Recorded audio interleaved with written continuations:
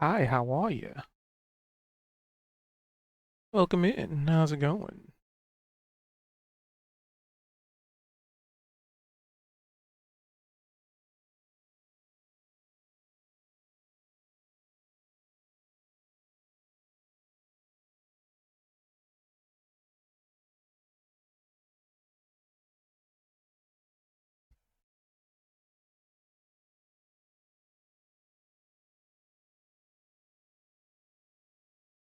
So, today, yet another D's and the D's.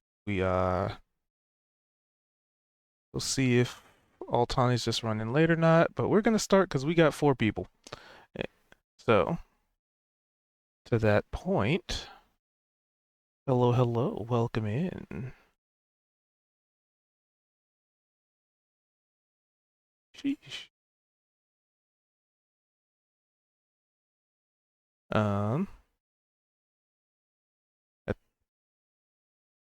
sounds like might be a little busy. Um, so to that point, we're gonna get started in a minute here.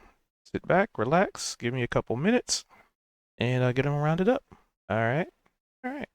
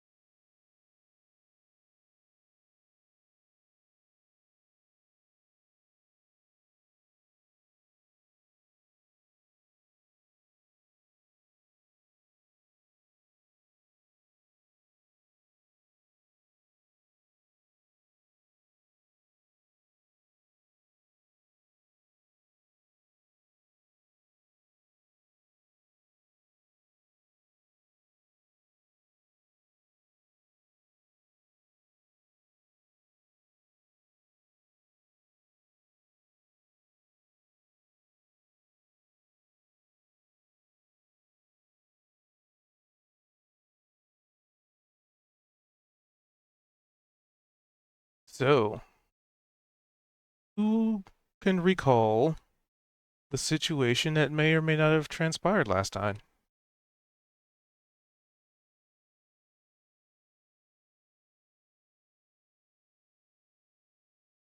Where is that scene? I don't recall. Is my scene. Oh, say again. Sorry. I know we fought something, and then it spawns some skeletons, and The bone demon thing. That smelled yeah, like the rotting death that Price had smelled up in the house, and yeah, we're clearing away the difficult terrain he had made, and you guys were the gnome cut his palm and was basically feeding the door. He's asking Kaido to make more blood, and Kaido refused. And I don't remember much other than fight. Other than that,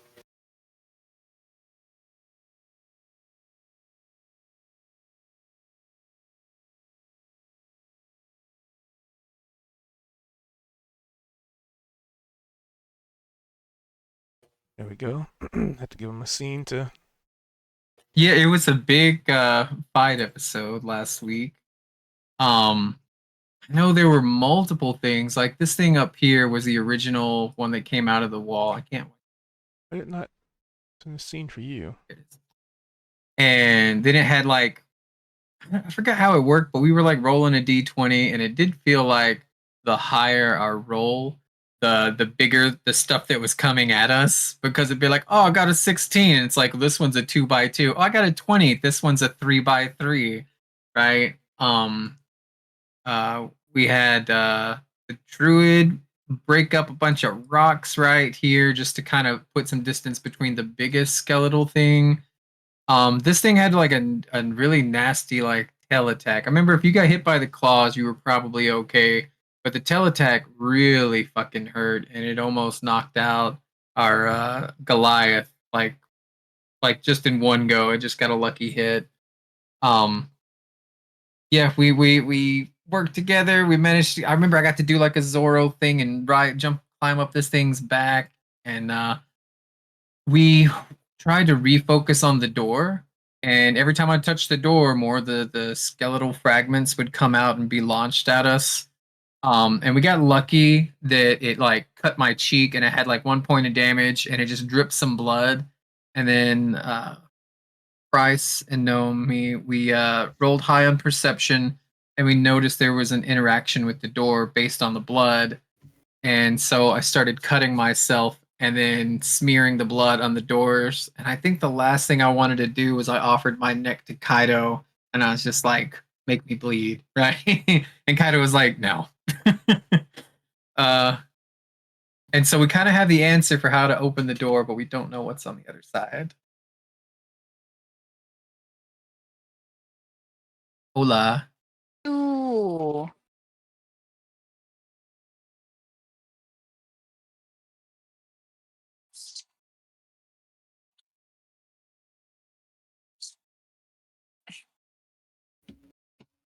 Alrighty. Oh, hello. Hello. So, Hey. so basically, picking up from there, you guys had the big roll. You fought stuff. The room fell silent. The skulls are still there. The room is still adorned with all the skulls, but there's a uniformity to the light, as you had determined, or at least some of you may have determined, or reached your own conclusion. Bone magic and then blood magic. And as the door creaks, so I remember, yeah, because you determined that it was like sealed and you like unsealed it. So at this point, you guys are free to enter if you so choose, because now it is very clear that it is a door that you can enter. So I figured I'd give you guys the opportunity to kick them doors open, or if you wanted to do other stuff and wait, just roll it back just a smidge.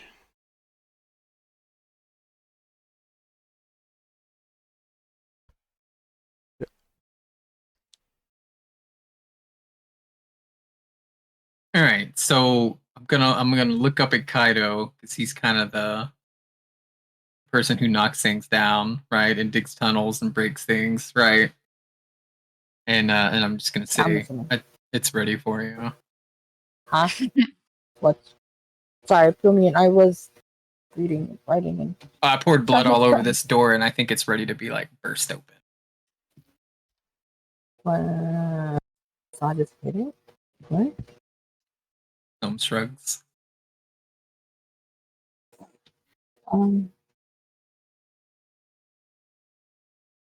There might be like an easier way to open it, but there also might be more people on the other side, like suffocating.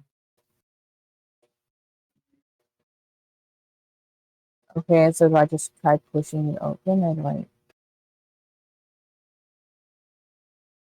Can't hear. Turn her up. Mic is very muffled. do I just push and you need to roll? I'm feeling the hesitancies and you need to roll something.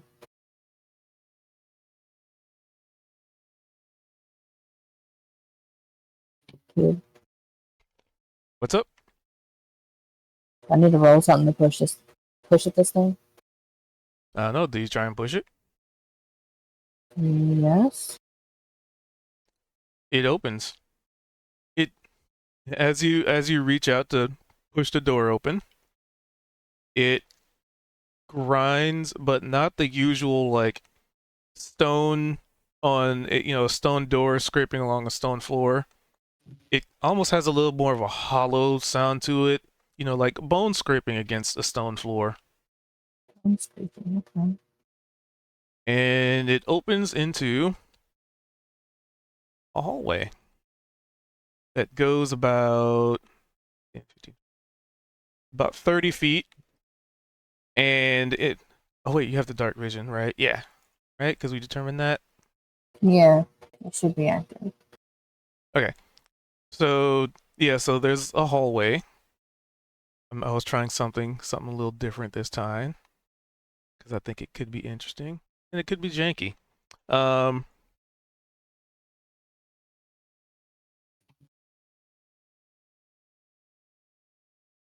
5, 10, 15, 20, 25, 30.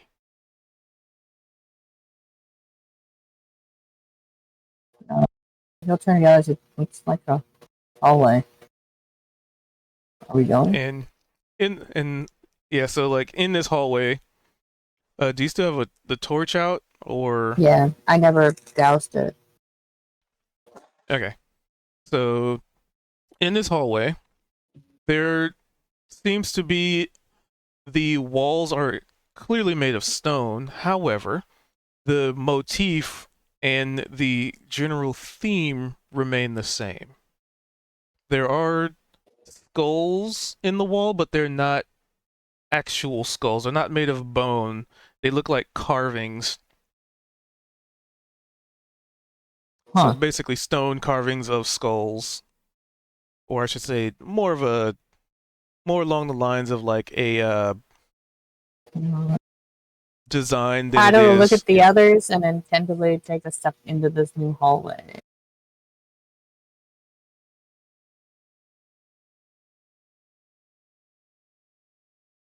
Does it just seem like a hallway?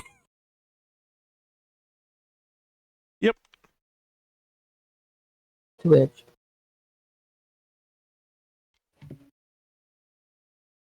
It's cold, it's dark, it smells like nobody's been here in a long time. I will follow her in. Vimac, do you mind assisting with moving my token? Probably. Maybe. There you go.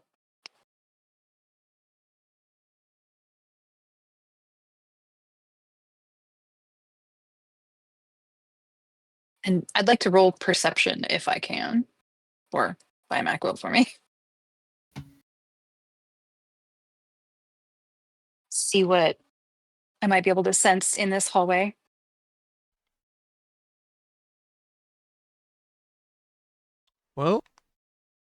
Well, at first it seems like just a dead end, but with an 18, there is an opening on the other side. It's just not as blatantly obvious as. Looky here, it's a door. Okay. Is it stone or another bone door? It's all stone. This whole hallway is made of Hmm. stone. Well, I'll turn to Kaido. Hmm? You know, it looks like there's a door at the end. Do you want to try pushing it open? Yeah, sure. What's the worst that'll happen? I mean, that seems like a dangerous thing to say, but why not? I mean, you'll attempt to push this one open. It does not budge. It's not budging. Hmm. It's not a pool door, I is won't- it? Yeah, I'm wondering. Maybe it needs blood. Maybe. But it looks like it's stone rather than bone. Let's see. I'd like to investigate the door to see if there's like any finger holds or like things that you would push to get it to like give you a handle or What's maybe it the floor rotates. made I don't of? know. The floor is also made of stone. Hmm. What's the ceiling made of?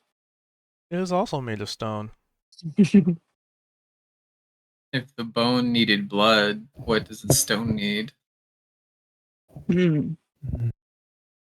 Vimac, will you roll my investigation, please? And move me forward a bit.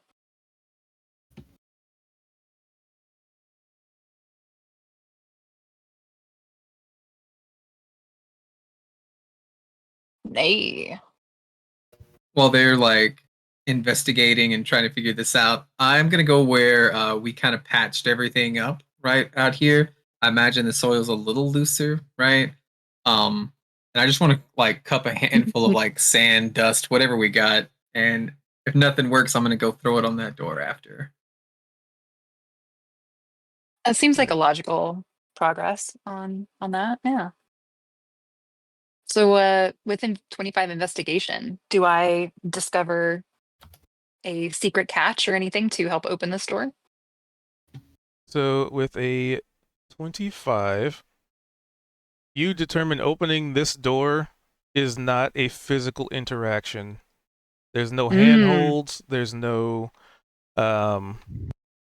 there's no like handle. There's no like doorknob. If you'd even call this a door, to be honest, if you'd even call this a door, as much as it is a barrier of sorts. Mm-hmm. That makes sense. Well, I'll turn to our magic users, kind of waving them in, and then turn to Gnome. You know, I think from what it looks like, this isn't going to be a thing that we open physically. I think we're going to need a magic user. But if you want to try your dirt trick, see if it makes a difference, go for it.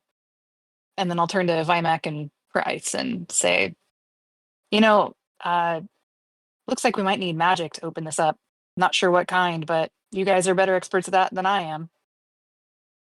I've got 2 handfuls of bone dust and sand and dirt, and I just want to start hawking loogies into it. Just spit, spit, spit, and then I'm Gotta gonna make roll sure it it up into sticks. a mud ball, and then I want to just smear it on the door. How Gnome doesn't catch an infection with open wounds and dirt rubbing, you have no idea. Goblin But specialty, lots of practice. adaptability. So you do that, and now the wall is smeared with spit dirt. Well, then I'd also like to lick the door and see if that changes anything. Give me a Constitution save. All right. I'm gonna think about that jam that they talk about all the time and how delicious it is, right? And that way I can really salivate and get like the most slobberiest like I can do. All right, Constitution save. 6. First, the wall tastes horrible. So much so that let's see. I wouldn't say like the poison condition as like mechanically a poison condition, but like it is not good on the stomach. So it's Yeah, like it's okay. not like Just feeling disadvantaged queasy poison, and- but yeah. Okay. Like you just ate the Mhm. worst taste. Like it's like you bit into an orange and realized that it was like rotten, right? It's kind of like, oh. Yeah, I just start spitting up and I clench my stomach and I'm gonna stumble back so I can lean against the wall and sit down and just say it doesn't taste like a rock. And then just Ooh, well, I guess that wasn't the solution, but you know, good try. And I'm gonna gently just pat him on the back. all How right, about you, Gnome's sir? out for a little bit. You guys take over. Let's see. Does anybody here know much about magic and arcana?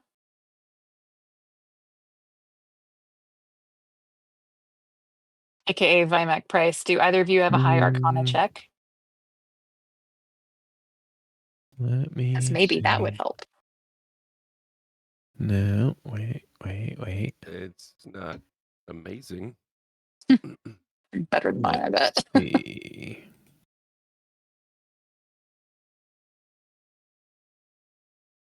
All right. So the second price No. steps in. And I guess this is also apt. So the second price steps in. The door behind you shuts. And with an arcana of 20. Oh shit, did we need an exit? I didn't do it. Hmm. I guess the only way out is through. And as the door shuts and your Arcana is 20, you what information were you trying to glean with the 20 with the Arcana? Well, I don't know exactly how it was conveyed in character, but just that this door doesn't seem like there's any handholds or anything, so we didn't know how to open it. So there must be something magical to this. I wasn't detecting magic, but I guess I was trying to parse my knowledge of what could be magically happening here, I guess. Just approaching it from a magical perspective. Generic information on the situation. Sure.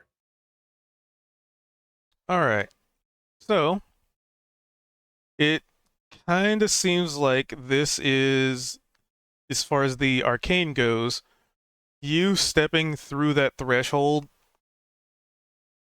You guys aren't trapped per se.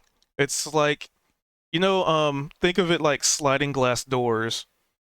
Once you entered and you open the door, you entered and then the door closed behind you. So if you were to walk back, the door would just reopen for you.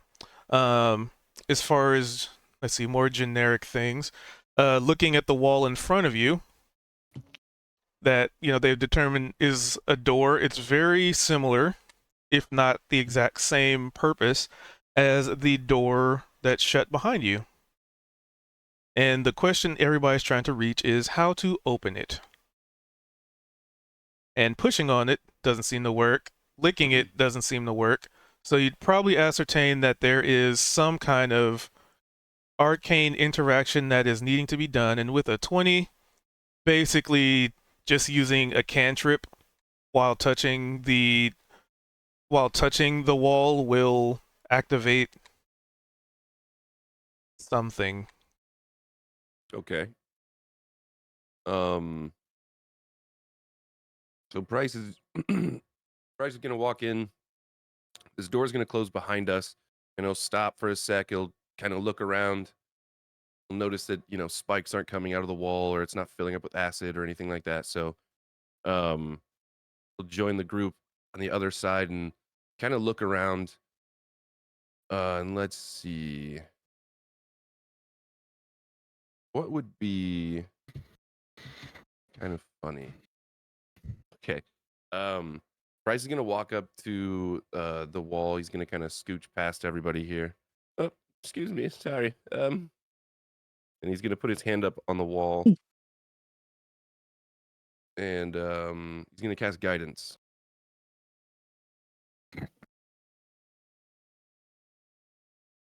So as you do so, the area where your hand is touching the wall.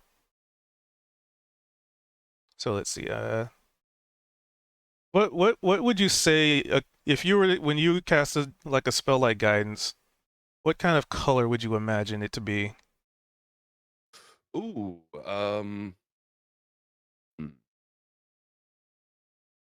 let's say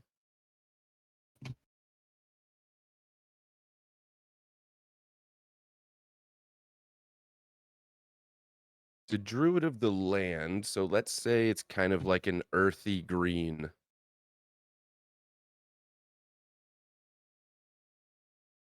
All right. So you touch your hand to the wall and you cast guidance, and around your hand, the wall takes on a earthy green color. It starts with where your hand is, and then it starts to spread throughout the entirety of this hallway. And you would start to see the skull motif start to shift and change throughout the entirety of this hallway to vines, weeds, very earthy, a very earthy tone in a sense, very nature related, which illuminates the entirety of this little quote unquote hallway. And then you hear bing bong.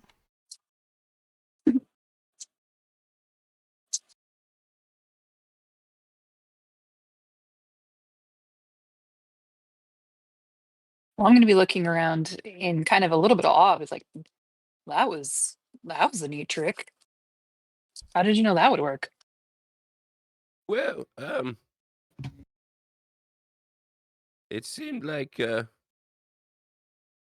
just wanted to try and, I guess, put some magic on it. I don't know. That was really smart. Nice work. I'm just going to pat him on the shoulder. Kind of look around, just kind of admire how it's changing. And is it just me, or did that sound like a doorbell? I don't know what that was. Well, I guess we'll find out. And I would like to step back near Vimac, just so that I can have a bit more of a distance view of what's going on, kind of cover from behind. Vimac, do you mind moving me back, please?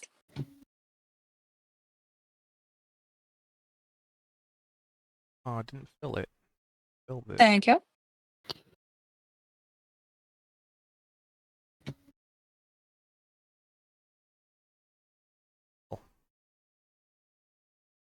No fill. That didn't work.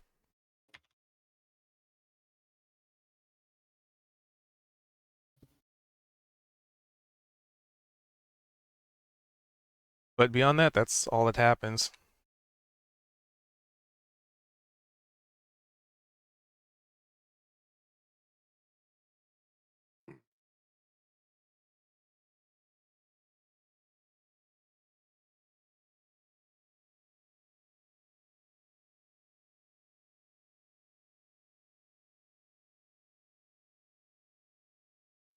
So now what?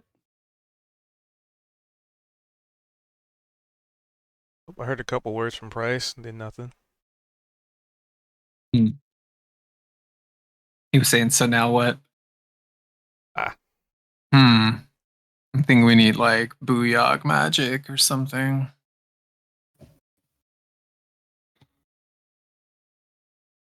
Can't you just like shoot some sparkles at it?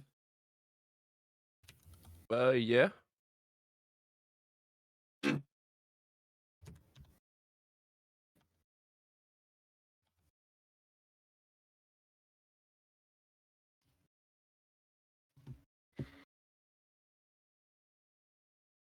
I'm gonna cast Elementalism and Beckon Fire, which creates a thin cloud of harmless embers and colored scented smoke in a 5-foot cube. So sticking with the earthy sort of thing, they're gonna be like green sort of sparkler effects with kind of like a silverish sort of hazy fog, and the fog's gonna smell like fresh rain.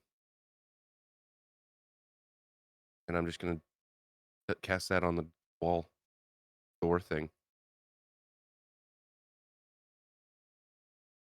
I'm going to take a deep breath, realizing just how kind of stanky this space probably has been, like how musty and all the bone dust and all of that, and just deep breath and oh, that's nice.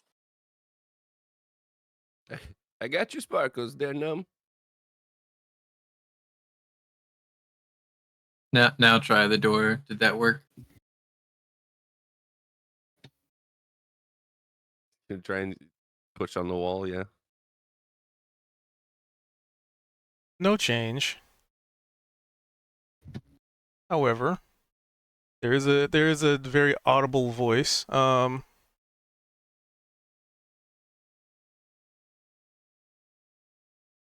it goes, "Welcome. Destination?" Oh, Destination. oh, That must be the name of the demon that blocks the door. I think we might It be. thinks we're destination, but isn't. That doesn't make sense. I've never heard of anything called destination other than. I'm gonna let you work this out before I say something. Yeah, I don't think thinks we're a person destination. I think it wants to know where we want to go. Yeah, I think this is gonna take us somewhere. What Where if do you we? guys I'm gonna want to go? whisper and be What? like, should we maybe just ask to go to the other side Of what? of the door? Wouldn't it I be easier to know. ask for the source of where the shit's from and just deal with it? I know from all of my teleporting, I have to see the place or know of the place to teleport. So I don't know if it's going to like mass teleport us, I'm but we would wondering have if to this is- know the destination if that's the case. That's just my assumption based on my teleportation expertise. Well, Well, okay. We were here to help the mole people. I don't know. Are we trying to leave? Okay, what if we pick the destination that was like the main mole place where we just came from, so that we know how to get back here, just to see if it can send us there, and then we can just come back and test it some more. Or we can just try to go to where the source of all this crap is from and just smack whatever we need to smack and be done with it. But we don't know where that is, and if it's like my teleportation, you have to know. But we know the room that we were in with all of the. Let's just say it'll work a second time. That's true. But if I would not suggest we try to teleport or move or go to a destination we do not know of.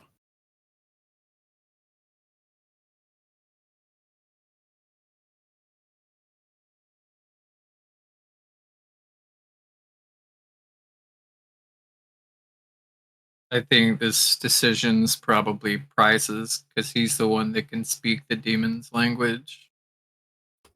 Which demon language? I can speak multiple.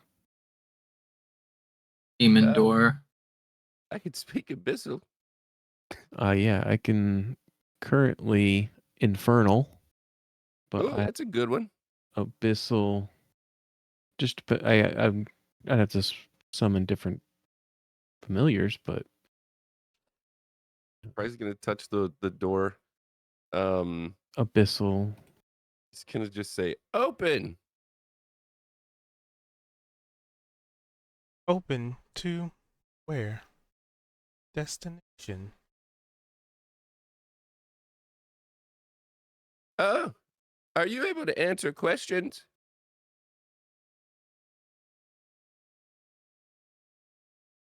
Maybe it has a help manual. Damn. Ask for an agent.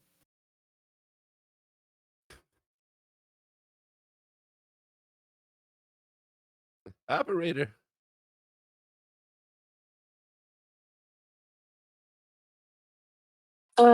Adventurer services?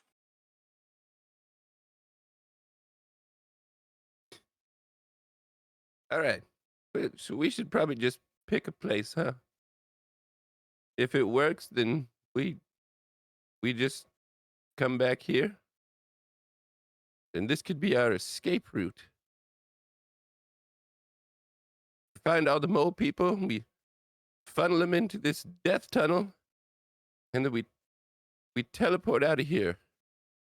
Right? Yeah, might work. Destination out of here. Well, we can't see anything. We're in a tunnel. Destination.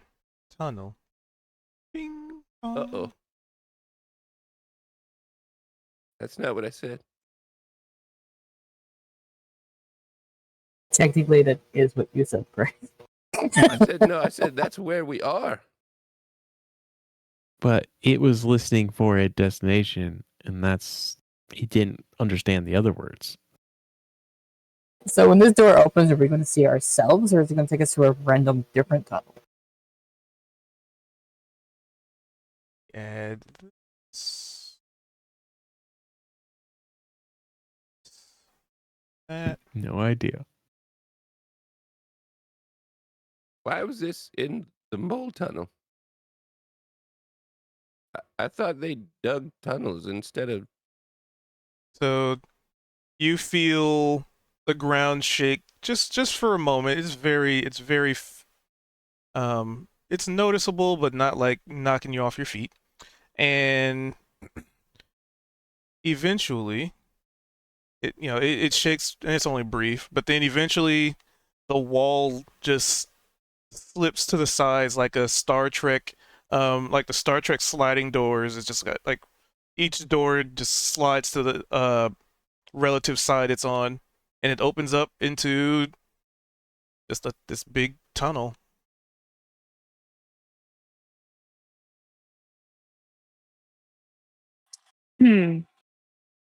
Well, given that the other door is shut when we entered, maybe we should take a peek but not go in. Should we ask to maybe be taken to the surface?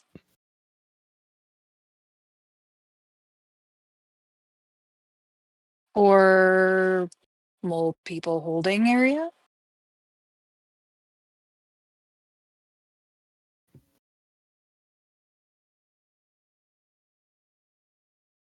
I don't know. But we're in a tunnel now. Even again.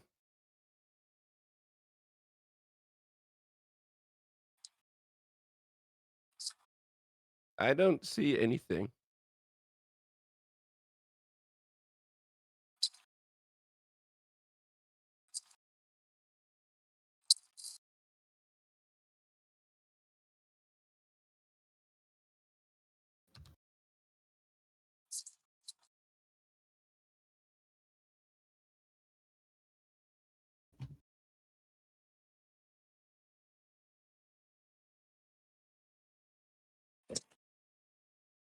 Like I said, it just opens up into a big old room.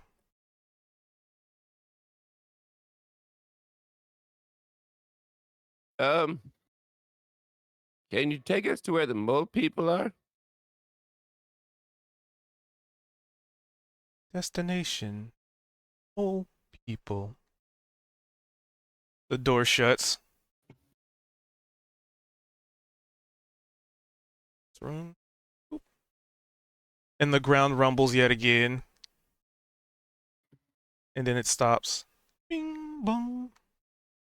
And then the door behind you opens. And you're back at the original location. Oh, okay. We know how to get back here. Tell mole people these is back here. I want to stand up and shimmy over here and try to squeeze between them. I want to put my hands on the door because I think that's how Price was doing it. Like, all right, I think I got this. Take us to your maker.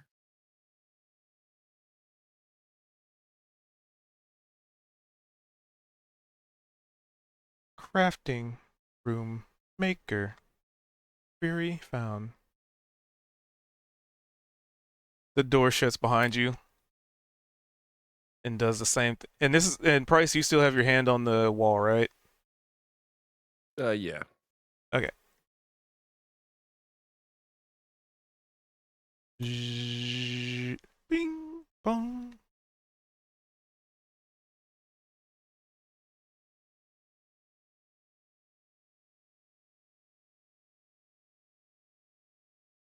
Because it's very hard to make modular rooms. So the door in front of you does the slidey thing again. And inside this room, seems like some kind of like maybe alchemical lab. There's like desks here. I'll even do some. I don't know. This gives you guys a chance to like doodle on the map if you want. But there's like these tables with like desks and like little beakers that have what are they called, the Bunsen burners going, and they seem to just be lit, and like little vials of water is just boiling. There's like bookshelves. They're not big, but like small like bookshelves that seem like once upon a time there may have been books here, but exposure, lack of care, lack of maintenance, all of the above, and probably and then some.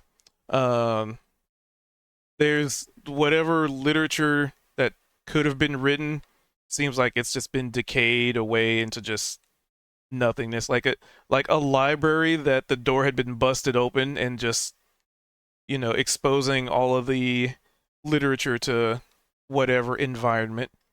Yeah,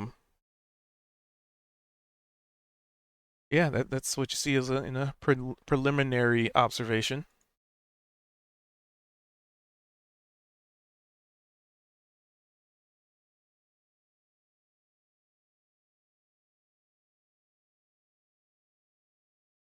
Bryce is still going to stand here with his hand, I guess, touching this wall now.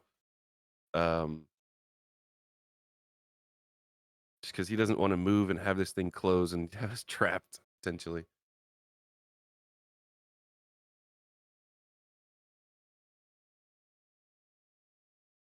Does Does this look familiar to anyone? Not to me. Vimet, could you roll me a history check?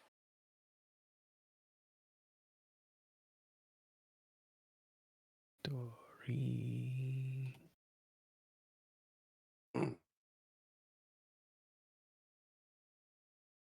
Hey, I should have you roll for me more often. So, do I recognize anything about this room? And I might come closer as well to get a better peek. Kind of stick my head through, but stay mostly in the hallway. I mean, so you'd recognize it as like some kind of alchemical lab.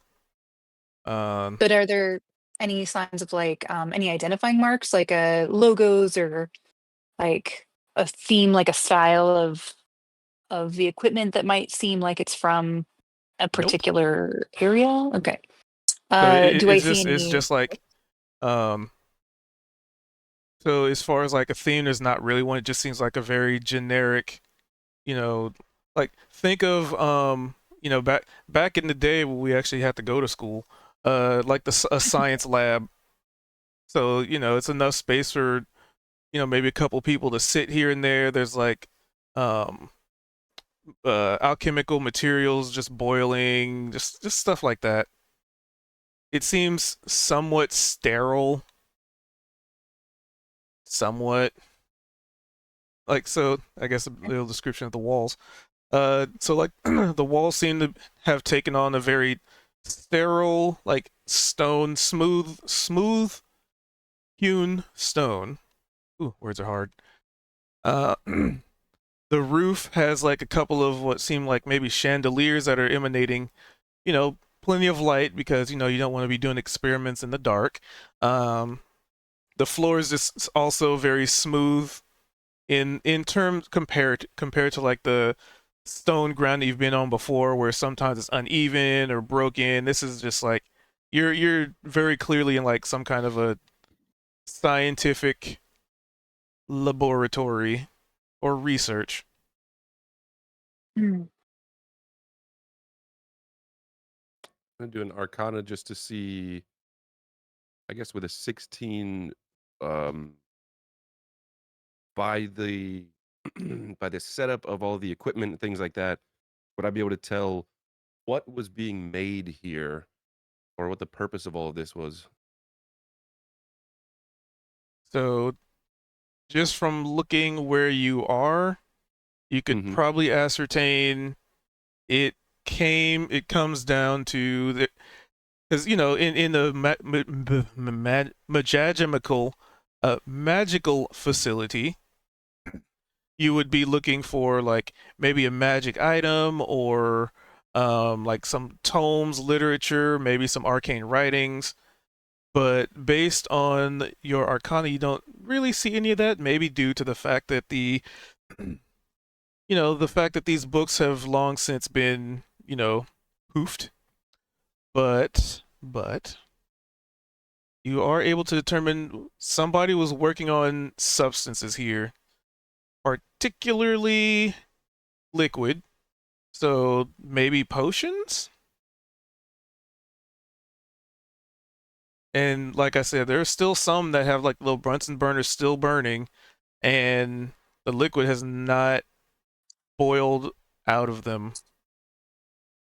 Do we see any sign at all of the mole people or of dirt, fur, bones, anything like that? And is Altani in the room? Sorry. Vimet, could you move me forward? I had kind of peeked my head in to look around. I'm just can't move my token. Thanks. All right, let me. Oh, move I wasn't the gonna go all the camera. way in. I was gonna stay. Well, but we'll pretend that I'm actually not fully in the room. I was just gonna kind of like lean over Price and take a look around. I've been walking around from corner to corner. I think it's Fair. fine. Okay. Well, then I'll go ahead and come in. Just before Altani walks in, Price is gonna like hold a hand out to stop them, and he's gonna just kind of wink. He's gonna take his hand off the door and say, take us back to the mole people." Oh, He's no. gonna say it really loud to where just specifically so that Gnome can hear. I think Gnome is captivated by these potions. I want to gather every vial of every liquid in this room that I can. None of them are corked. Uh-oh. Just so All you right. know. Well, then I'll just keep them uncorked and shove them in my bag. Okay. Just And start is that- There's drinking them nothing that one can by go one. wrong with that. Right? Is that a treasure I'll- chest? Did you say in the corner? Oh, is there a treasure chest in the corner? Is that don't what know, that is is? there? That chest? Well, what's that green thing? What do we see? Do you go over to DM. look Looks at like it? looks like an elephant Well, to me. can't I see it from here? Not from here. Really? Okay. It's got a dusty I tablecloth covering it. will. Because like I said, this room is full of like equipment, and it's just like it's a science lab. Oh, So there's okay. stuff So there's stuff in everywhere. between me and it. Okay. Yeah, I'll make my way over with perception maybe to just see if I'm. Yeah, I don't want to knock anything over or set off any more traps like I have in other rooms. Always a good time. But Perception- especially if I've seen gnome walking around that area, I'll walk over to that chest in the lower right corner. As that seems promising. As they're walking towards the chest, I want to walk back towards the hall, and whatever last vial I got, I'm just gonna drink it. So before you make your way back to the hall, because this was when Oh. Price, because you did it as soon as people were walking in, right? Well, I held Altani back. I was more or less just trying to prank Right. Gnome, Mhm. and make it seem like we were leaving. And the intent was he took his hand off of the door/wall so that there wasn't a connection, but he doesn't know if that's going to make a difference or not. He's just Okay. so yeah. Whatever happens, happens, I guess. Nothing happened then. If you took your hand off the All right. wall. He's gonna say it just loud enough to where Gnome might have heard it, just hoping to get a reaction, but he's gonna kind of step It'll out be of the way delayed. so Altani can go look around. And I'll like probably pause and look around and make sure that it's not going to disappear as I walk in.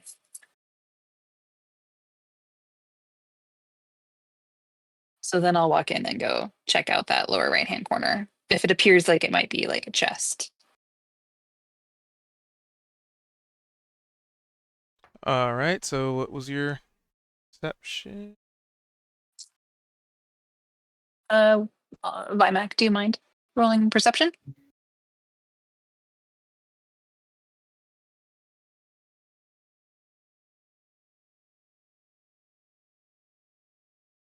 $15. Yep, there's definitely a chest over there. All right. Well, I will As go you're over to getting it and closer. check for traps. All right. I would like to check for traps, please. And while this is going on, I'm gonna look at Gnome, not Gnome, fuck, Price, and I'm just gonna like just now, like put 2 and 2 together, and it's like, oh, you said a new destination, but it didn't work. And then as I'm passing in, I'll do the same thing. I'll touch the door and say, "Return us to the hall." And no, can you roll me a D100? Sorry, my internet died. That's a 3. The last thing I heard was Price had his hand off the door trying to prank Gnome about the thing, but I don't know what happened after that. Sorry.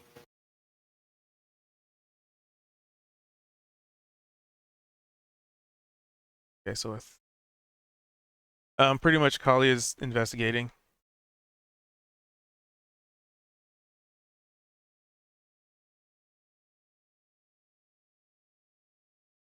Okay, so a 3. Let's see. How would I describe this flavor without giving it away?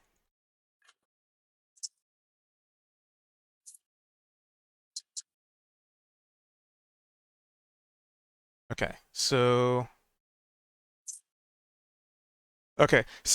you grabbed the vial and you just chugged it, not even knowing what it is, and it was kind of viscous. Like maybe it was been boiled down to a more raw or core component. And when you do so, it kind of like coats your throat a little bit, but it has a very like creamy, kind of tangy, bit of a rich flavor to it. Maybe like a subtle bit of kind of, I guess, like a little bit of, I don't know if this is even really a word, but like egginess with a slightly acidic texture.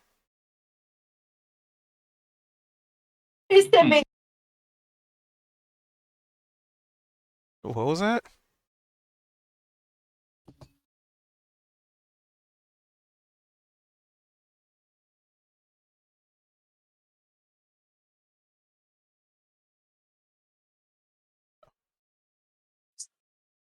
Oh, that's okay. Gnome just kind of like licks his lips and he says, it tastes eggy. And then he just keeps going. I mean, it's way better than the flavor of wall that you had earlier, so. I've licked a bunch of walls in my day, and this didn't taste like wall.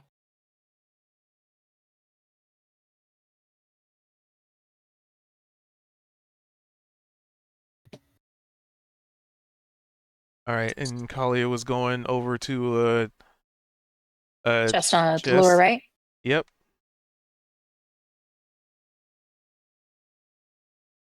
So it is a smaller. It's not huge, but it's like a smaller chest. Looks like it has some kind of a locking mechanism on it, and it doesn't look terribly ornate, but it does say on the lid, containment unit 013.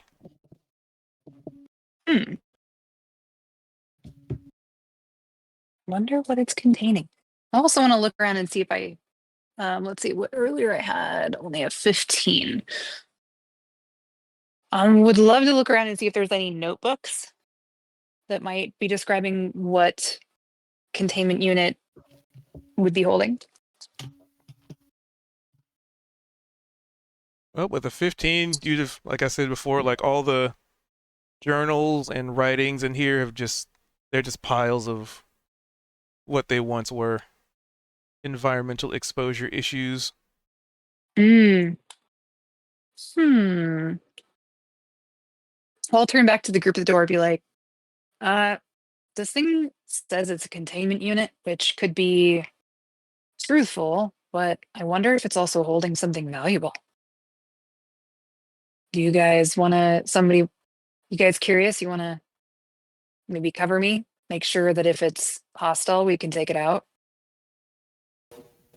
Are we sure we should be taking things out of a random room we know nothing about and who this is?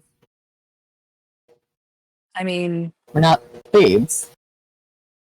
but we also don't know if they're holding mole people. We're not?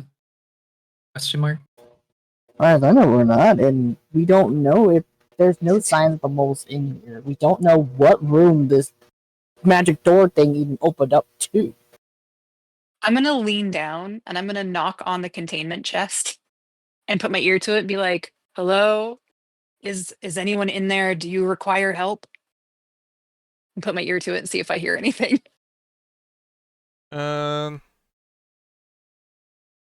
We'll still keep with the 15 because this is still technically the same scene.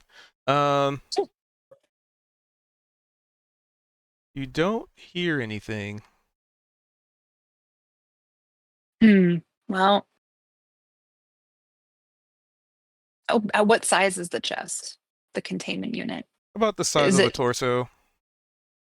Okay, so it'd be hard. You wouldn't be able to really fit a mole person in there. Definitely not. I'm gonna I mean, take unless they're a notes baby in mole journal. person. Maybe.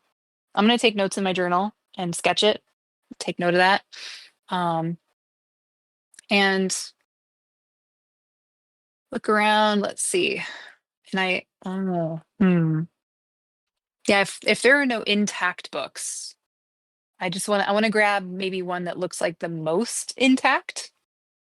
Like if there's like any pages that have like any legible writing on them that won't disintegrate when I pick it up. Yep, Is we'll there see anything about like that. that on the table near me? All right.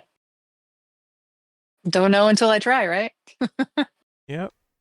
So give me just a straight up dex check, not acrobatics because it's not a matter of acrobatics.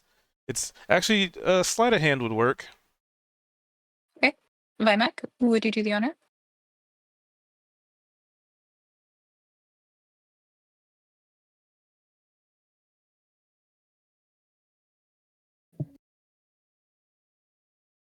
Thank you. So Nice. hey, he's constantly rolling 18s. So you go over to like one of the bookshelves and you just reach your hand into like a pile of dust. And the best you can pull is it looks like a maybe once upon a time a journal, and it is extremely like, I guess volatile is not the right word. Fragile? No. Mm-hmm. I guess fragile is a more apt word. Like But fragile and decrepit yeah, kind of thing. like Okay. it's you could just feel just by touching the pages that if it were if you were any less like careful and cautious with Careful. this, that Okay. it would have just fallen apart like sand in your hands. Like it's just so old and Okay. Well, I will very carefully tuck it in my like bag.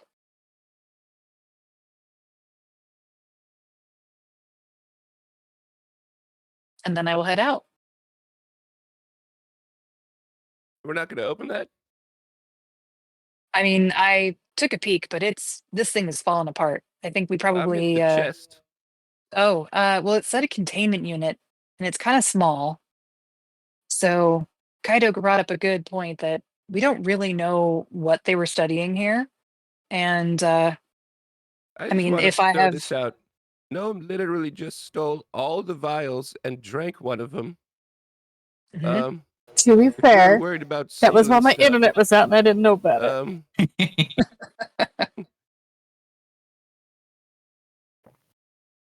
and it has been a while, so I mean anything they contained in there, honestly. I mean, well here. Do you want me to check Then for who wants to back me traps? I mean, I can check for traps. I just am Makes curious and concerned about what might be inside if it's being contained. But yeah, heck with it. We're not necessarily going to get this chance again. This So has I'll go back different to work. walls. This room is not part of. And then I point to the hallway. But somehow it is connected, or we wouldn't be able to gain access to it, right? I think it just takes us to where we want to go. Maybe if we ask it to go home, it would open to there too.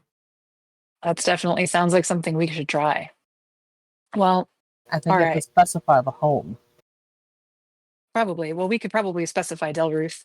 But first, Gnome, will you cover me? And I will check it out for traps. I ready my head for butting. All right. So you can give me a perception as you're looking for traps. Manak?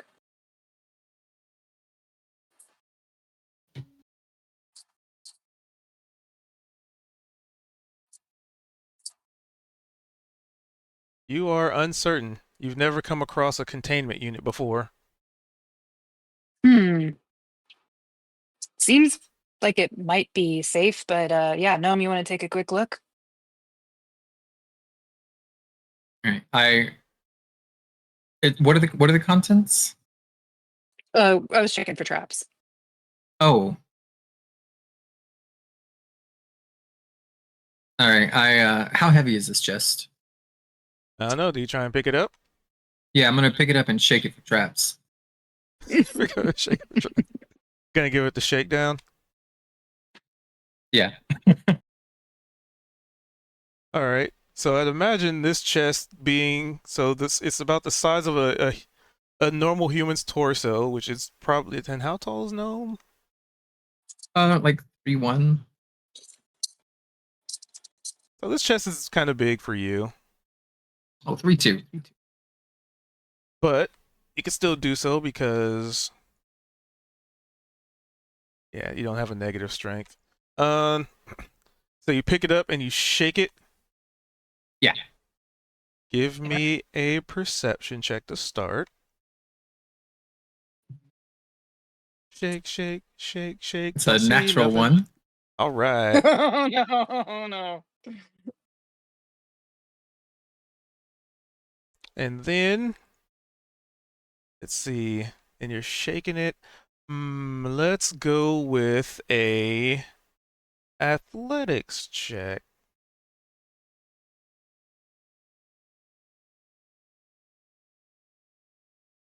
So you shake and shake, and you can definitely, natural one, definitely not hear anything. Nothing's going on with it.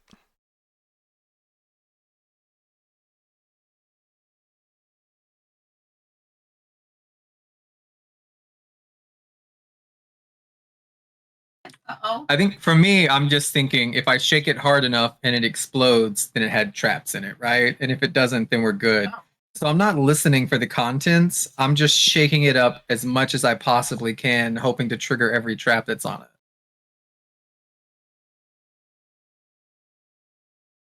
All right. And I'm kind of like leaning back, giving a bit of side eye, just in case I need to step back or knock it out of his hands.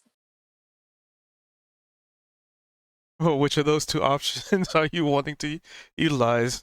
Because you'll probably only have Well, time for one of those. Well, it'll As depend on what happens. Yes. as he shakes it, and I mean, you got a perception of 10. You could definitely hear something inside, and it's. I'm trying to think how much to give you with a 10. There's something inside, but it's hard to tell what because the whatever's inside that's rattling around is inconsistent. Okay, so it's definitely got something in it. But it doesn't sound like there's no ticking or high-pitched whine or anything like that, right? Nope, not with the 10. Okay. Then I will I will probably like try and almost like kind of catch it gently from him. Be like, well, look, that looks great. It does seem that there are at least no external traps. Nice work, gnome. And gently put it down. I'm gonna give them a thumbs up. We did a good job. There were no traps. did. We're still alive.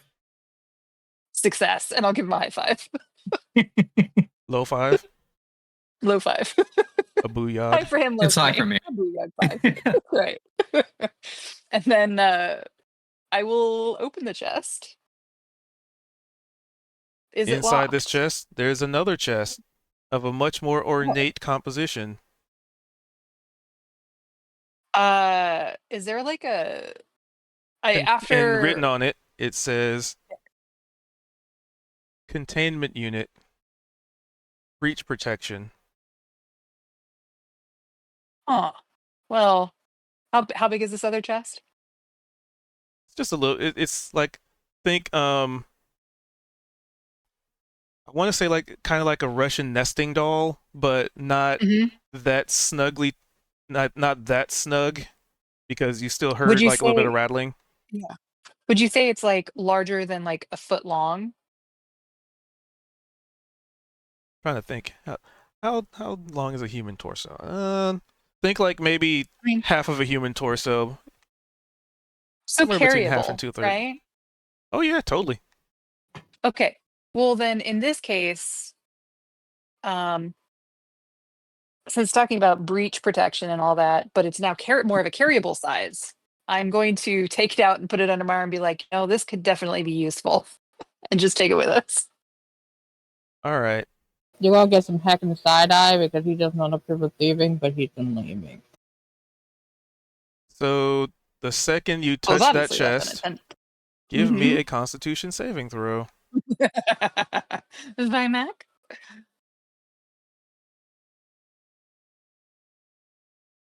That's amazing. That is not enough. So, and then, well, we'll start with this, and then the next roll comes into play. Hydrate. I can do that in a sec. So the second you touch this thing, those of you, I guess everybody, because they're looking in, you would see the room that was, it has like ambient light that's lighting everything. Everything just turns red. It's like emergency lights just go off. Whoops. And Price, your I don't think that's a good Hand- thing. is not on the door, right? Correct. Okay. So you all hear a voice. Containment breach detected. Initializing.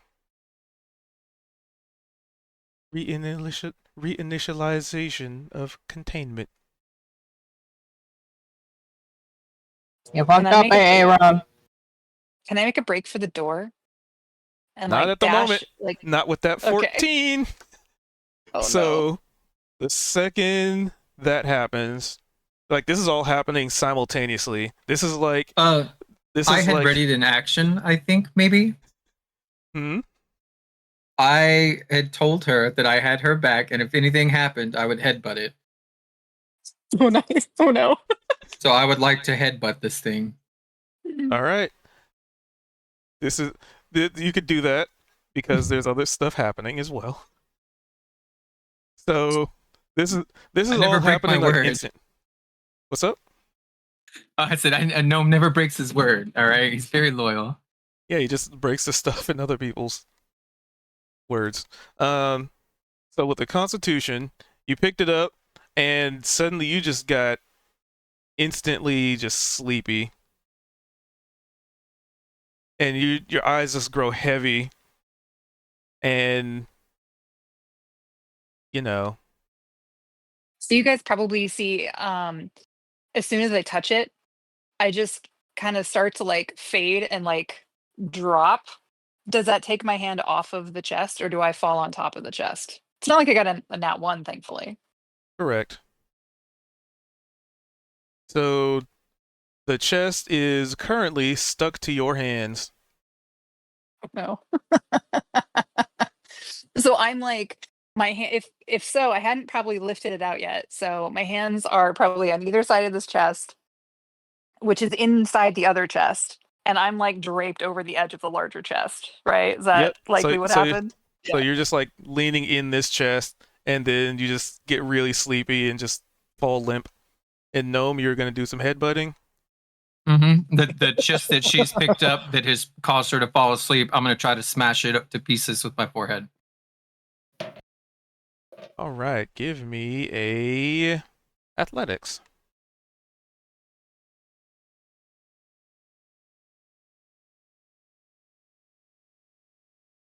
That 13. is not quite enough to break it, because this chest seems to be made of some sturdy stuff.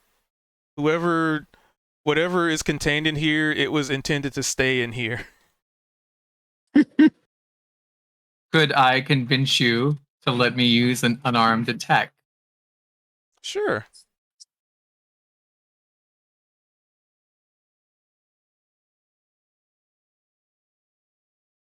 Never mind.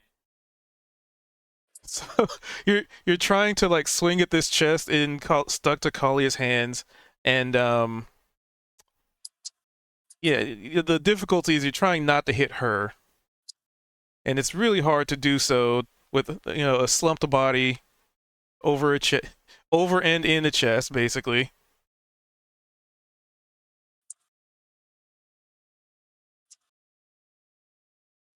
Yeah, I'm definitely like probably hanging onto the edge of the outer chest and then trying to dip my head into like smash this other chest out of her hands. But yeah, it's just it's such a small cramped space. It's hard to do that and not like break her nose at the same time. Yep. And so what's the rest of the party doing? Because stuff is going down. Price is still standing here just because he's, I guess, been the one kind of controlling the door. So he just doesn't want this to close, have us trapped in there. And okay. And how are you trying to keep it from closing? Well, right now he's not touching it because that was what was activating it before until everyone's out of the room. Okay. Well, the door shuts in front of you Okay. at the mention of reinitialization of contamination protocols.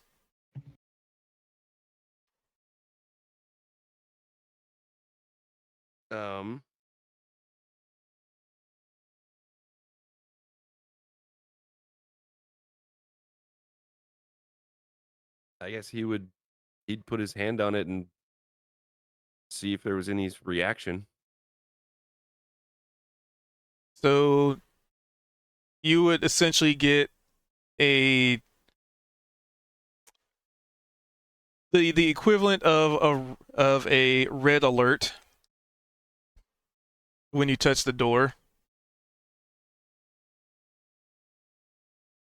So, something has been triggered. Alarms are going off in a sense, and I guess right now you're not really sure how to get this door back open because you touch the door and it's like locked shut.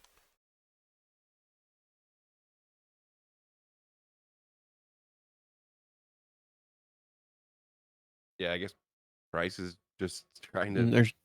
there's no handles, right? Nope.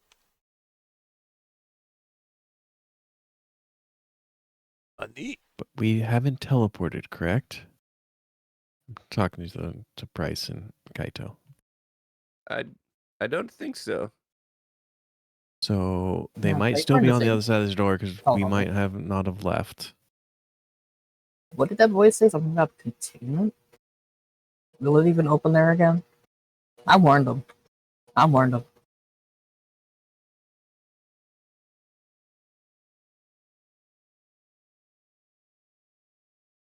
Well, can't figure it out. Kaito and I could probably try to smash it.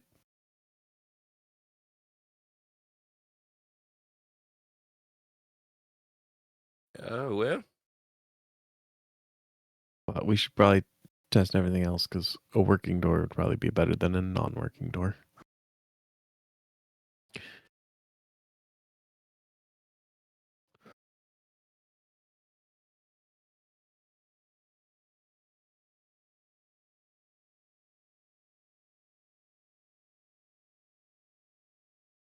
All right.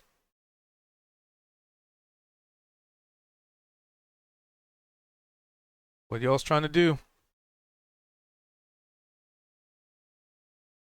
I just trying to get the door open. I don't know.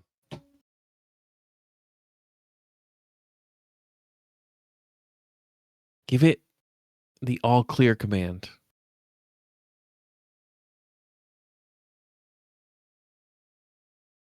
Or let it know it's safe to open the door. Bryce is gonna have his hand. He's gonna put his hand back up, and he's deactivate containment. Authorization required.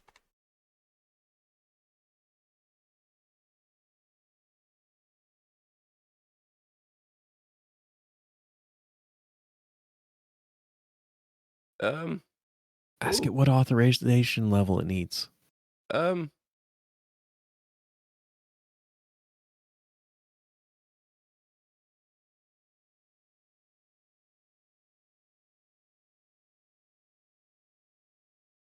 What was it? Franklin, but the J is silent.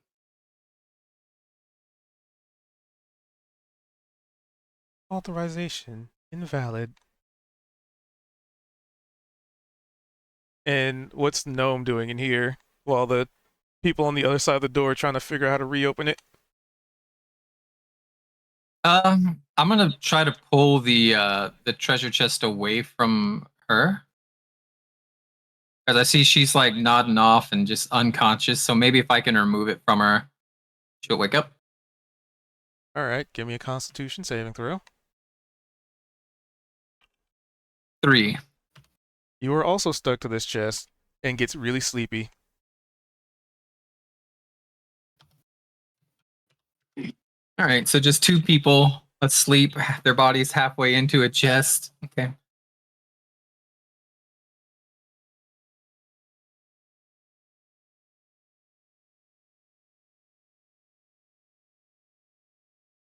Oh, that's from my character though.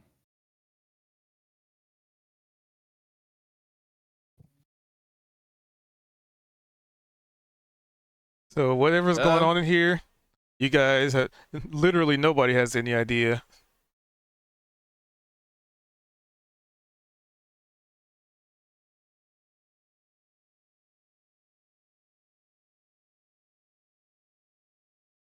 Crash override.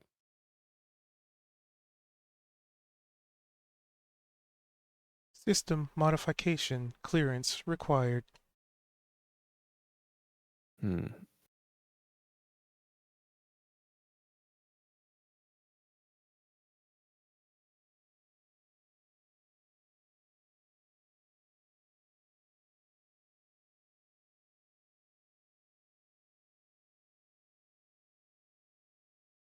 Well, we don't know who this belongs to, so It was the maker. That's where it sent us. deactivate containment. Authorization required. The maker. Invalid user.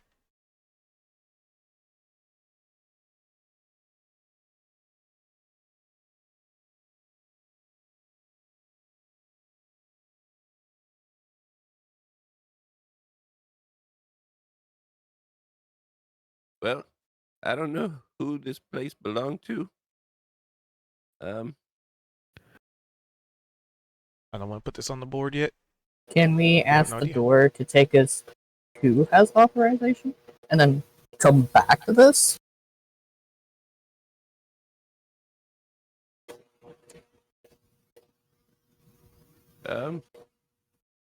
We could try.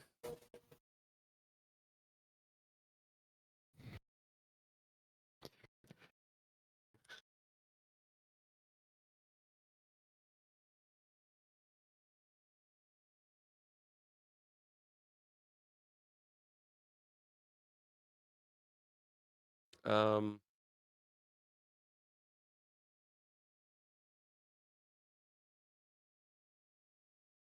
can I roll a check to get any sort of idea about what we would need to do to authorize this?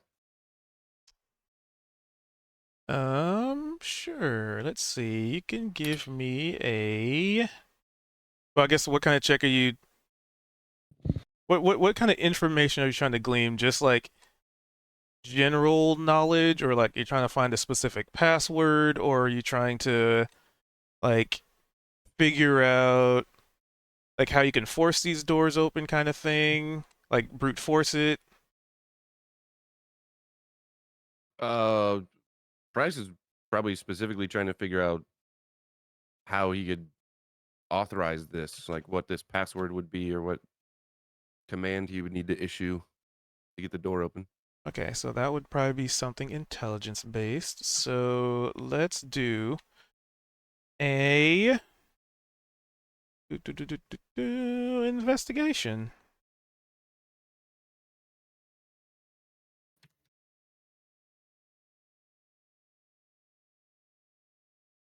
If only you had guidance. Yeah, you're not necessarily sure.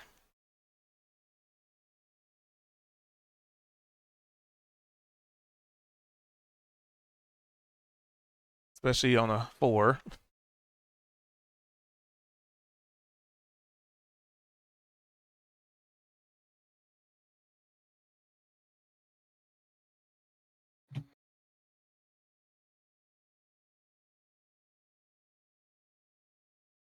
And as you're trying to figure this out, and your hand's still on the door, contamination. Breach detected.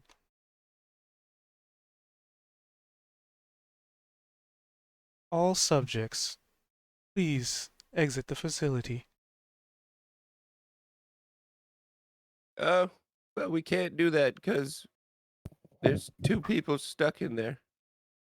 If you open the door, we could get them out, and then we could leave. Authorization required.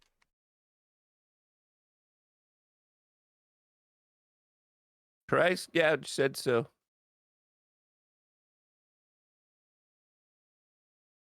Price gouge. User clearance 0. Valid user. Probably true.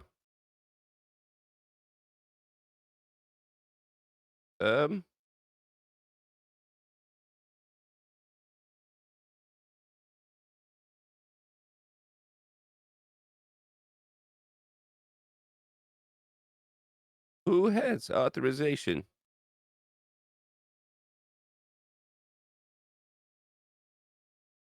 Authorization clearance.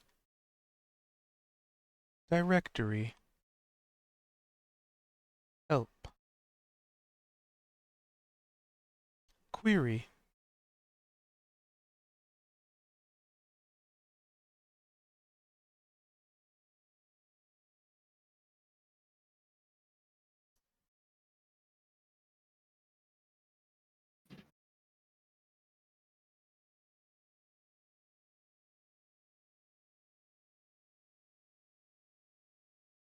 Anything Vimac or Kaido want to do?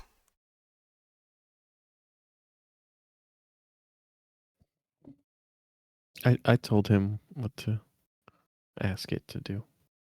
Okay.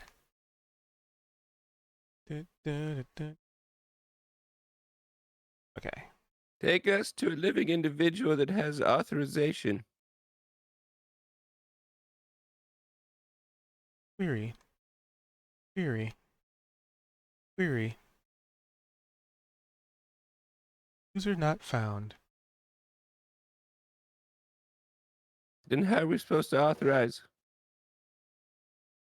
Authorization required. Warning. All right. Breach level 2 detected. All right. I think that's our cue to break it open. Together?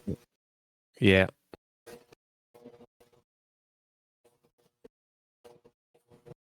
I am Kaito going to, smash. I am going to go use my large form.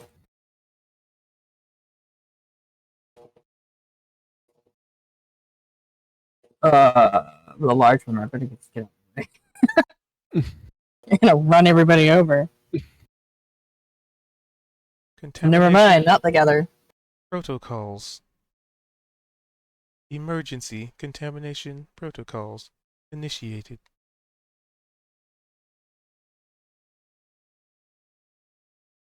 So you're hulking out. All right. Yeah. Yep. I'm gonna The large. smash the door. And I'm All right, with the give us some. assistance of Kaito too, right? What's up? With Kaito's was gonna help, right? We're gonna try to hit it all at the You same get time. advantage on a strength check being large, and space-wise, being large, you'd be 4 squares. There would not be room for both of us at that door. Well, you can squeeze through an ally, so you can be like shoulder to shoulder, trying to like when you Okay. watch like a movie and they're just like two guys, they're trying to bust the door open or drag it Yeah, open. but they're, like, one of them's shoulder to not shoulder. considered a large person when that happens. Usually, they're about the same size. He's not that thick in all. He's not 10 It feet in says he's all gone directions. this He just size takes to up. large. Yeah, so he just- I yeah, don't so- know. Kaito, So what I'm saying aren't is he you a takes large up. creature. Yeah, so like Yeah, large goes to from a 1 square to a 4 square. That's what my Yeah. brain went. So basically, think of it like when it says like you're a large creature, it doesn't mean they're taking up a complete, like narratively, they're not taking up a complete they're not a 10 by 10 foot block of creature. They just take up a Okay, lot well, of that's room. what my mind went, because even as a centaur, I'm considered a medium. Yeah, and you So- can still squeeze okay. through a square, so it's Okay, fine. so I get it normal, So or the how do my idea, Kaito. So I'm going to jam my greatsword in the middle of the doors, which we know it opens side to side, and then we're both going to pry on my greatsword. So it'll be both of our strengths prying the door open. Okay. Just roll a Any flat other thoughts? strength. What am I doing here? It would be Okay. athletics. Okay. And I rolled it normal on my end, right? Well, I mean, if you're helping each other, so you're helping him, or Well, I already have the way he's advantage. wording it is that he's having his normal advantage just from being large, and I'm adding a number to it, so there's Well, two no, I was numbers just trying to hold it thinking open. I would, with both of us wrenching on the thing, it would probably be a lot more strength. So that's what my thought was. My plan was to have both of us use our strength as a leverage on. My strength is a 16. Is that I don't understand the question anymore. So I don't know how the roll think- works. so, That's my I plan think is you're to have us looking at it- both prying on the sword at the same time. I think you're looking at it from a mechanics perspective, Kaito, where if you just say what you want to do, Cubed will let you know what you should do mechanically. Okay, then If you're I both would. trying to grab his sword and pry the door open, then Cubed will probably let you know what you need to do to try that. Okay, so that's what we're doing. I'll be pushing on the sword, and I assume he'll be pulling on it in whatever direction it needs to go. so in that case, Sorry, I wasn't understanding the mission. Or how to make the mission happen, rather. so both of you can roll athletics.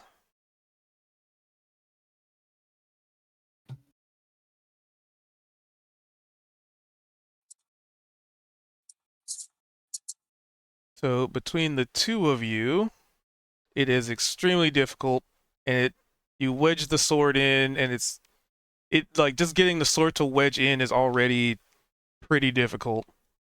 And then also trying to find purchase and then getting the leverage for it. And what kind? This is your warlock Great sword, right? packed weapon. Okay. Yeah, packed. So Great you sword. would get the feeling that if it wasn't for the fact that your sword was infused with magical prowess, like you could have easily just broken the sword in two with how much Yes. effort and force you have to put into wedging this door open.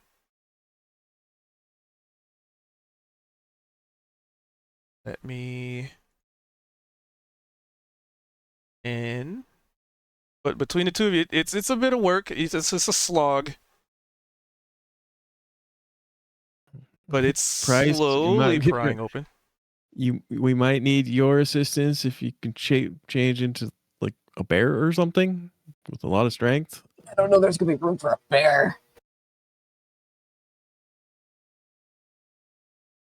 I'll put Price this on the also board in a minute. BRB. But if we can't get this, we might need hydrate. some extra strength. Hydrate, redeem.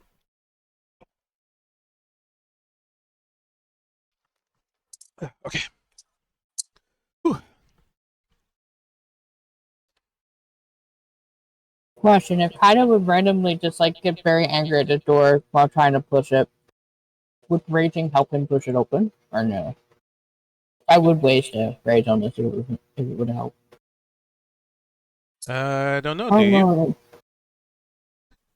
Yeah, fuck it. We ball.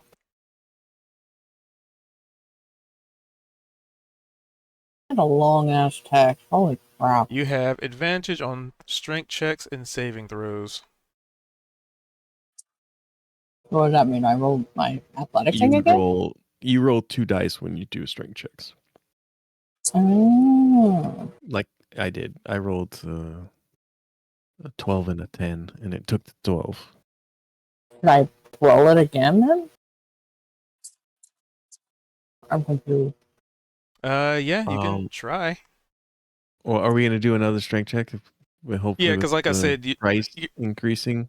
yeah. So basically, the first roll was to be able to wedge and get some kind of purchase to actually allow for this next roll to occur. Okay. All right. Athletics with advantage. Oh wow, I rolled bad. You rolled good. Plus my 6. I have +6 to my strength part. Kaido Yeah, hit hard. Mm-hmm. I only got +5. I'm stronger than you. Neither. Contamination breach level 3. Engaging. Wait, didn't they say too early? Did it just go up? Are we making it go up? We need to break this seal real quick. We need Price to probably shapeshift. Prices BRB. Oh, that's great. So we either just sit and wait, or I don't know. Oh, that's a hilarious image.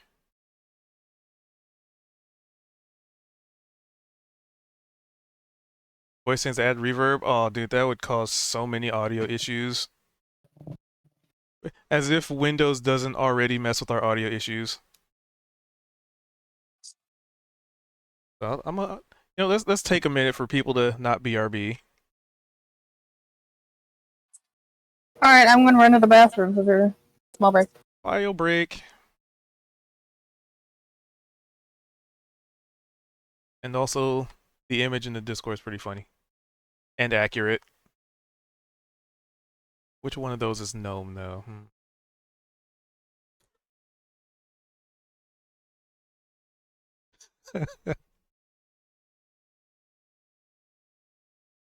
Yeah, we'll give him a bio.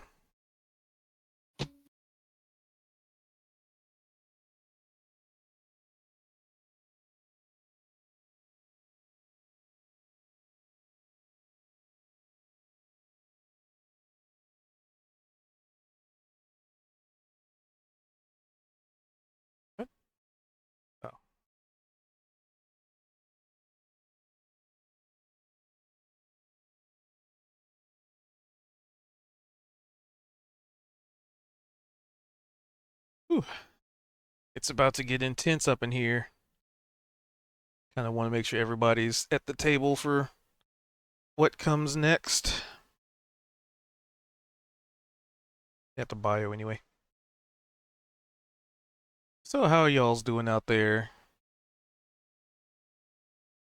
Also, Kaz, are you insinuating that my robot voice is not robot-y enough? Is that what you're saying? Is that?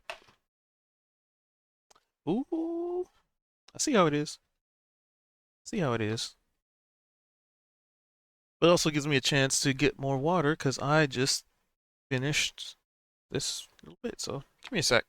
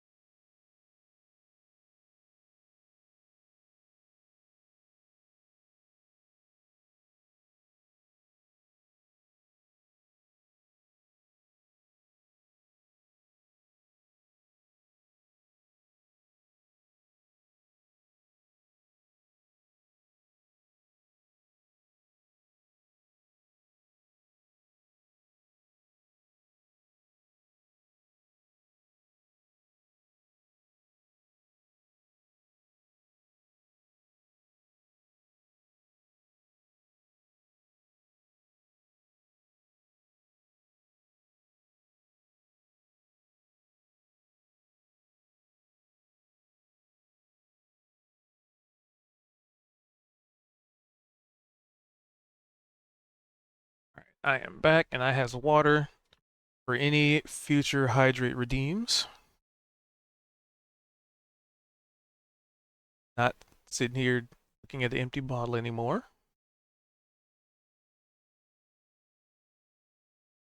All right, roll call.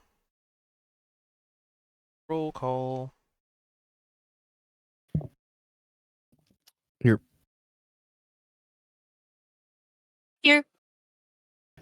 Present. I'm here. But what about that Gift. price guy? That's the real question.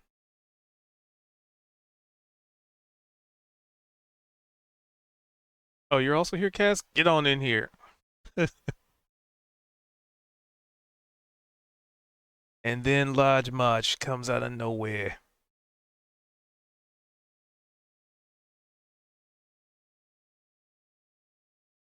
From the top rope.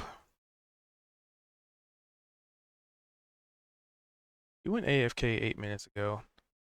Alright. You said BRB like 8 minutes ago. So we're just gonna continue.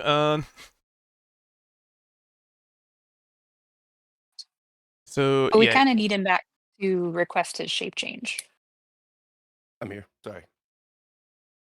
does he need the Oh, shape good. change though? That's the real question. Was that price? That's what said back? I was suggesting. Yeah, I'm I here. think so. I was suggesting we need your strength. So I don't know if you need to shapeshift to get super strong. But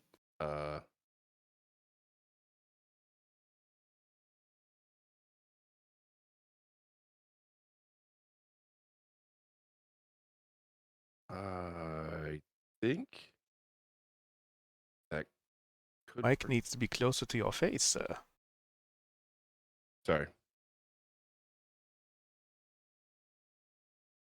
So as I was describing, the door, I mean, you guys are getting the door open is just, it just takes some time. Because there's definite resistance. Like the doors are trying to shut, but you're forcing them open. Okay. Let's see. Which there's enough Have space for you to be able to squeeze through and maybe see things. Oh, well. Huh.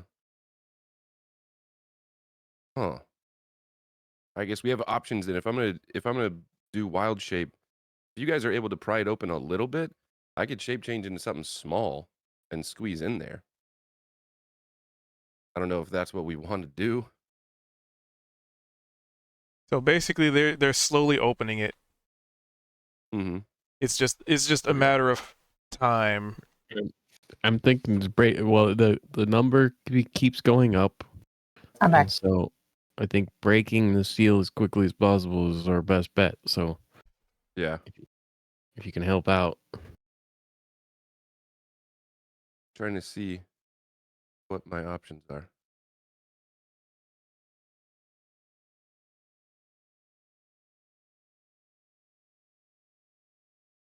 I mean, like Price could just try on his own, but I have awful strength. Well, I mean, at this point, you could fit through it if you squeeze. Yeah. Like I don't know if are we trying to open it or are we just trying to get inside? Because if Price could squeeze through, then he could get inside. We just gotta get our people out. So if Price would Right. squeeze through and then pull them through, that would probably work.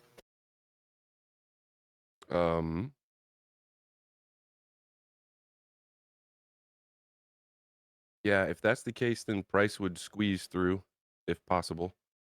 Perfect. I just need to know when you got to the door to peer through, because they're busy trying to like open, like basically force these doors open. Mm-hmm. So once you walk up and you're just like, all right, I'm gonna squeeze through, you see. Let me get an image for you. Basically, that gif of Gnome and I with our ass out and heads asleep in a chest. Yeah. Seemed pretty accurate, Well, actually. you see that, but there's something off about them now. Like a little, like the air around them seems distorted. Hmm. And since you walked up to the door and looked, you see what looks like some kind of automaton that looks like this guy. Someone's at my door. One here. sec. What's that? Who's it?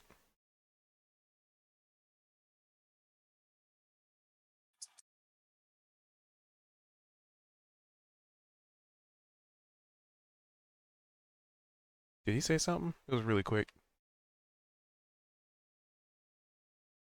Sounded like he was starting to say something. It wasn't English, whatever it was. Ah, the summoning ritual. I'm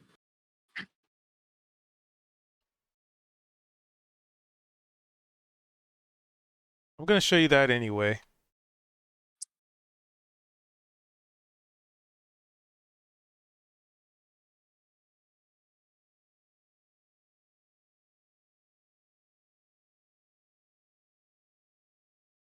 Ooh.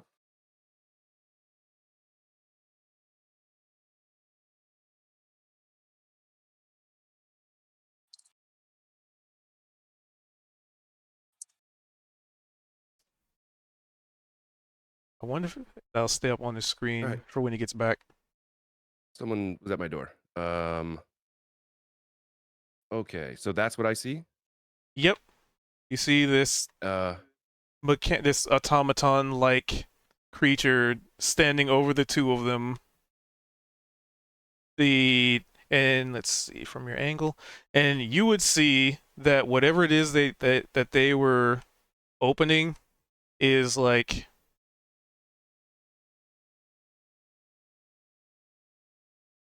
because you don't really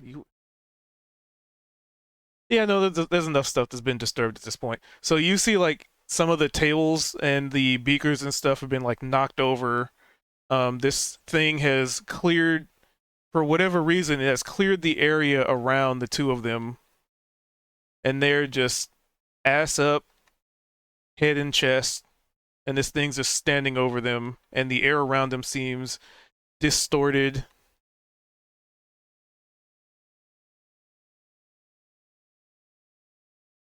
Um. Hmm. Can I do like a perception check or anything? Is there any sign of where this thing came from? Yeah, you can give a perception. Okay. And now that that's been revealed, 14. I can actually put it on the map. Okay.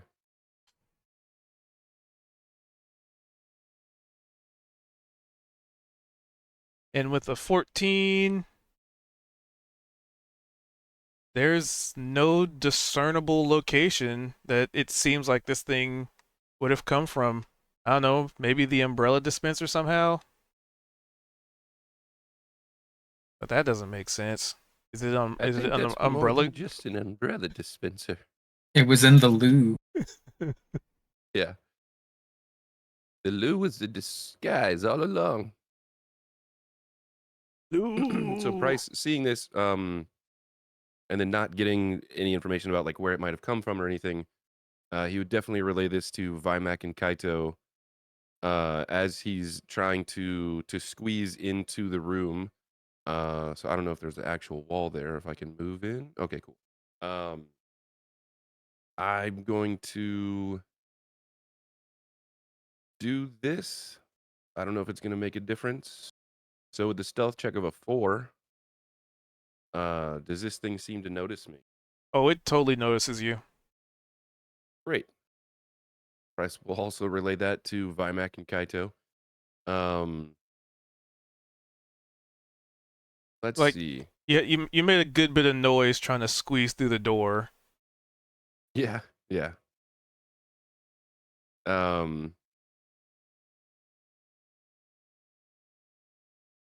Might be like stepping on contraptions that are now on the floor and stuff. So Kaito and Uh, VMAC can give me one more athletics check while Price is doing that. Yeah, I'm gonna insight check the big dude. Oh, great, that's a nat 1. With a natural 1, this thing is no threat to you in any way, shape, or form. Guys, it's friendly. So after everything that he's relayed to Vimac and Kaito, he's just gonna, hey, it's like a guardian, I think. And so he's gonna just start walking over to Altani and try and get a closer look at what's going on. And I need another roll from VMAC.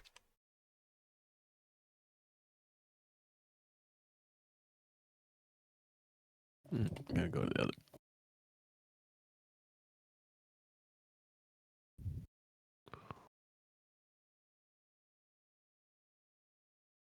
But Okay. luckily, the 16 is what you needed because you succeeded on the first 2 tries. So you, like, VMAC, you've been like straining to get this door open. Like, you started strong, and it's just like you're clearly not an endurance lifter, but Kaito's been pretty consistent for the most part. Which, you know, it's that combination of, you know, when one of you starts to falter, the other one's been able to make up for it, kind of thing. And you get the doors open, and you see this thing, and you see Price walking around, and you see Altani and Gnome just head stuck in box. And Price, since you move up next to it, you see that their hands are stuck to some kind of metal contraption, like a box or some kind, but it appears to be open. But there's nothing inside of it.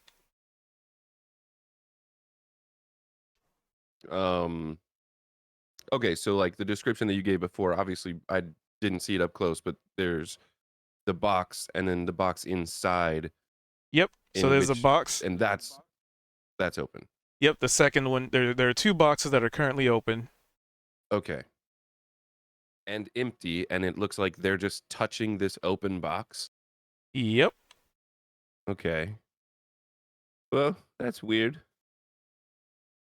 Let's see.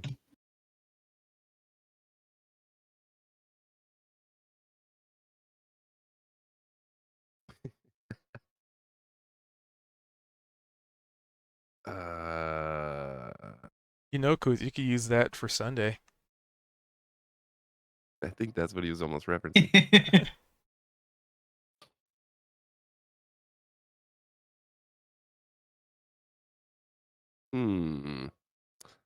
I mean,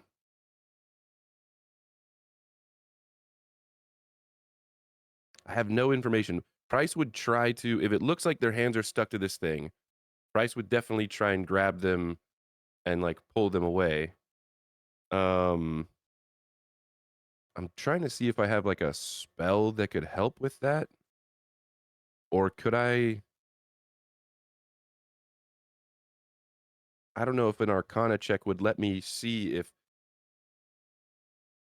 almost like checking for traps, so to speak. But I'm curious if I tried to grab them, would I be put in whatever this weird stasis is?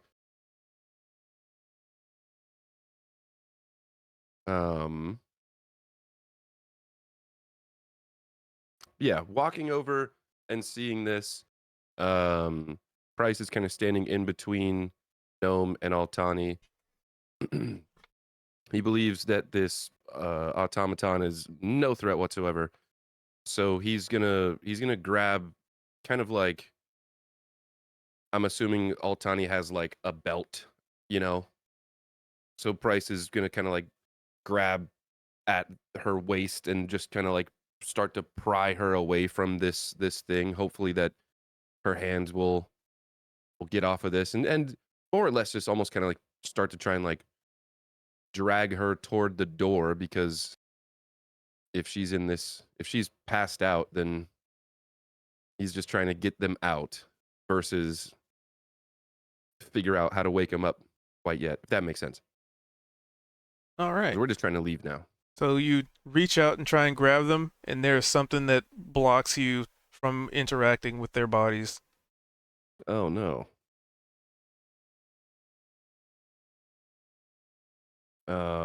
A barrier of sorts. Let's see.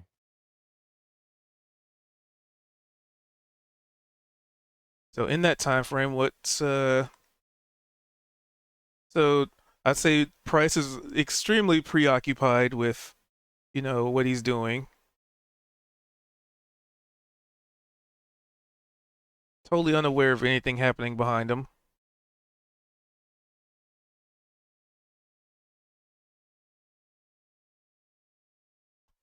So what's Kaido and Vimek going to do?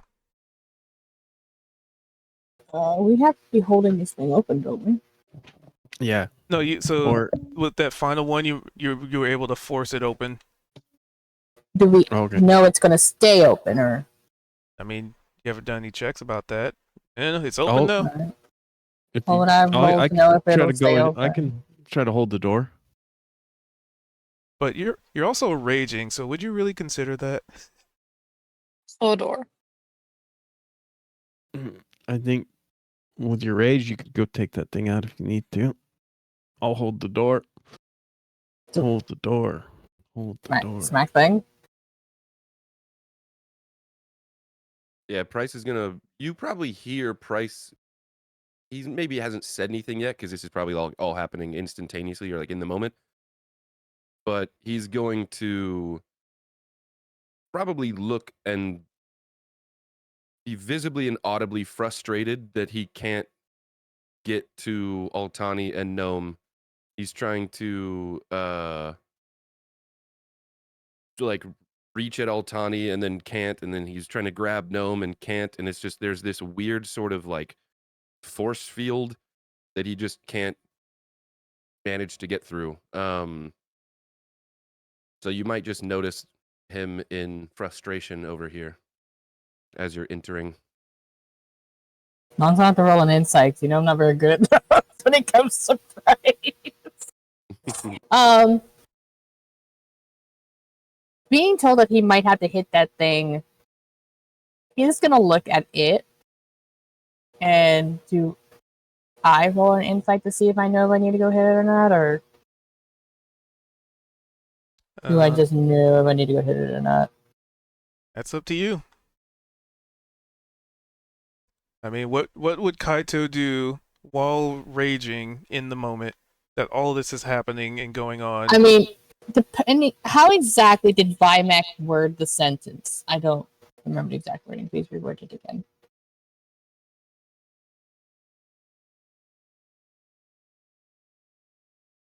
Beep. Bald, Yeah. I asked you a question about Vimac. Mm-hmm. Can you answer said question? I missed it. How exactly did Vimac word that sentence? Can you say it again for me so I can understand the exact wording? Because he is raging, and that is a good point to remember. Oh, if you need to, go smack that thing and I'll hold the door. That's exactly how he said it. Mhm. He doesn't know he needs to, though. Huh. Well, then go assist Price. I'll hold the door. But you didn't say that the first time. I'm So- telling you now. Maybe he sees that you're like confused or frustrated. Well, I mean, You go in. angry barbar noises. He can't think for himself. I don't know. It's so you say go hit it if you need to, and he's just gonna like kind of look at you like, I don't know if I need to. So you're gonna add them to go help Price.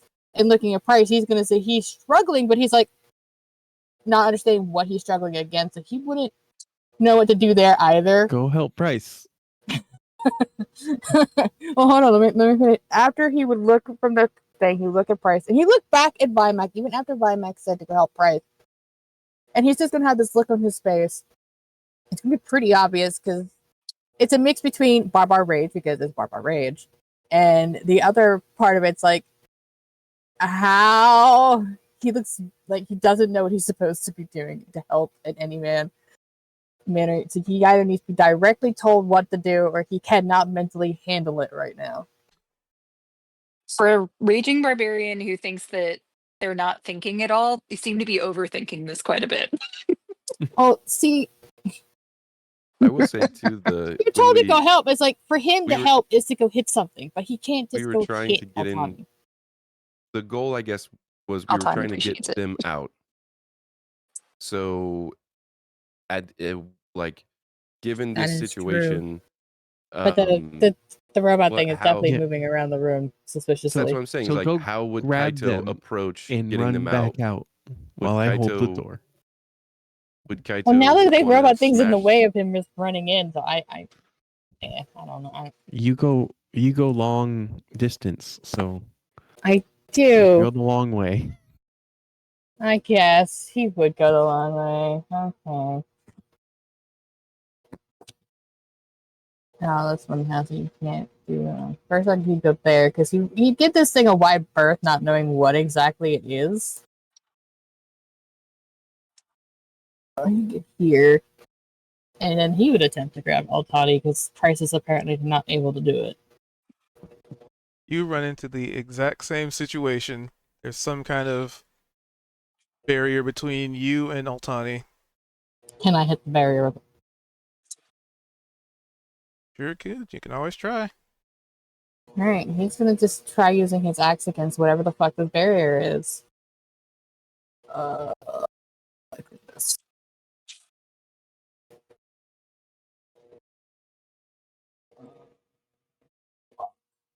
Hey, Oh man.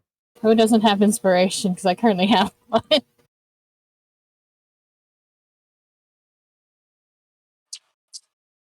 I don't. You can have it then. He's just Just inspired by coming in, watching Kaido just Morbid- run in, hit the barrier, and just like smack at it with his axe. Morbid So, curiosity. From your facing, are are you you swinging swinging left at? or right? I was like, who are you swinging at that you just crit on? The barrier.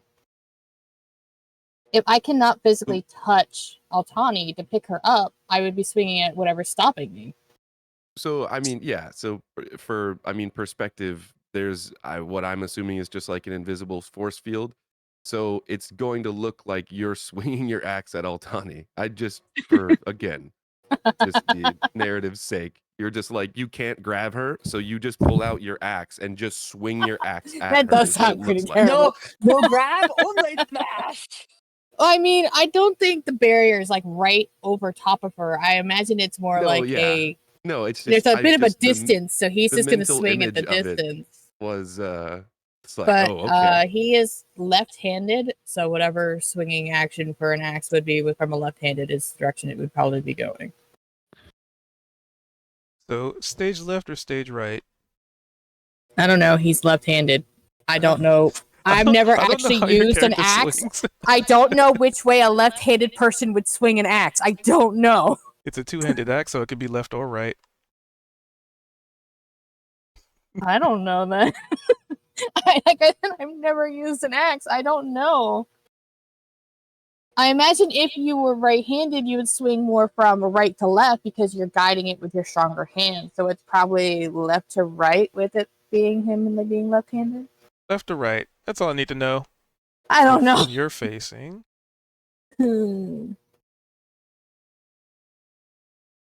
But I imagine he's like swinging Left to right. above Altani, not like downward, like horizontally. So both Altani and Gnome Oh. go flying. Go flying Oh. into the wall. Oh. No damage. And then they ricochet and bounce. Uh. More Wait, are they in a importantly, are fucking we still bubble? holding the chest? Thunk. Bounce. 3. That is a good question. Yep, you're both Yeah. holding the chest still. This open chest. Oh my god. Excellent. Wait. I thought they were only holding the little closed one that was inside the big one. Oh, the And little they closed just kind of Yeah. fell asleep into the big one. the little Yeah, closed one is that's what I now a was little asking. open one. Oh. Right. Wait, when did they open it? Who knows? Nobody Oh. has any idea the door was closed. I don't even remember Technically, being we mentioned. didn't open it so unless just I- touching it opened it. I don't remember. My internet was giving me problems for a bit there. Which is perfect because your character would have seen what happened. So you're Kind method of acting. having tried to hit this barrier, just sees them bounce like they're inside of a ball. He's just gonna look to Price, and Price will. It's gonna be obvious. He's like, don't know what to do. He just has that kind of look on his face. He's like, I don't know what to do.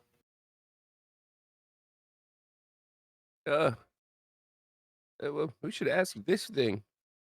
This big friendly creature. Uh, Hey,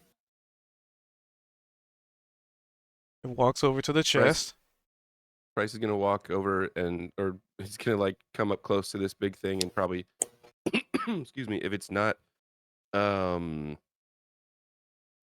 looking at him or paying any like much attention to him, he might just like tap it. So it is. Try and start talking to him.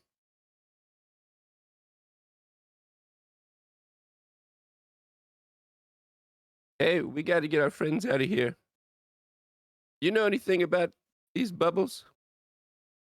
Negative. As it reaches out, not very well, and tries to grab you. But it rolled a nat Hey. 1, so it What are you doing? fumbled. It lightly caresses your cheek. I don't know. That's amazing. Super friendly.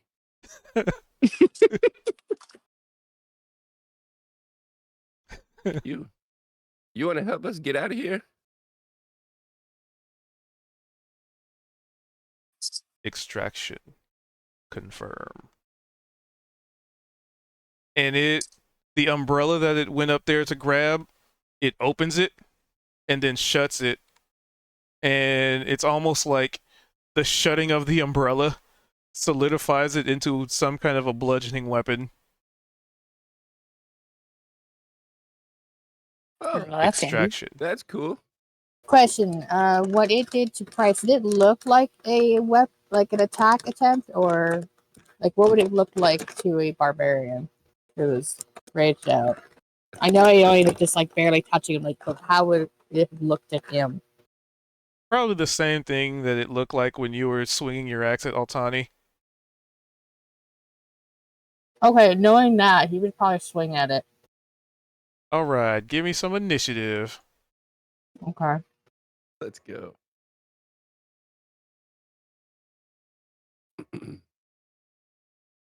Damn, I think it's the lowest initiative roll I've rolled in a while.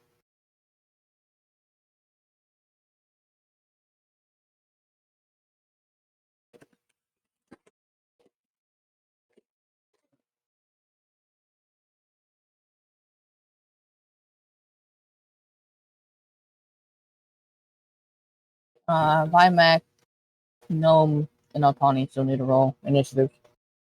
Did the sleepers roll? Yep.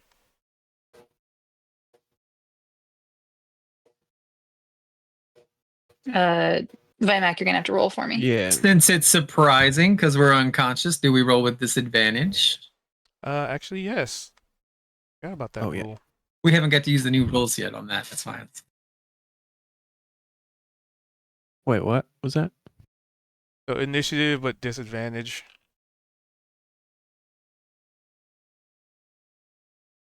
Is that all of us? Nope, just the sleepers. No, just the two sleeping. Okay, okay.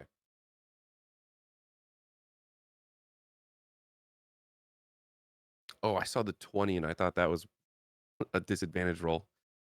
Like, gee. Sheesh. Oh, well, no, we got an 18 with disadvantage. Nice.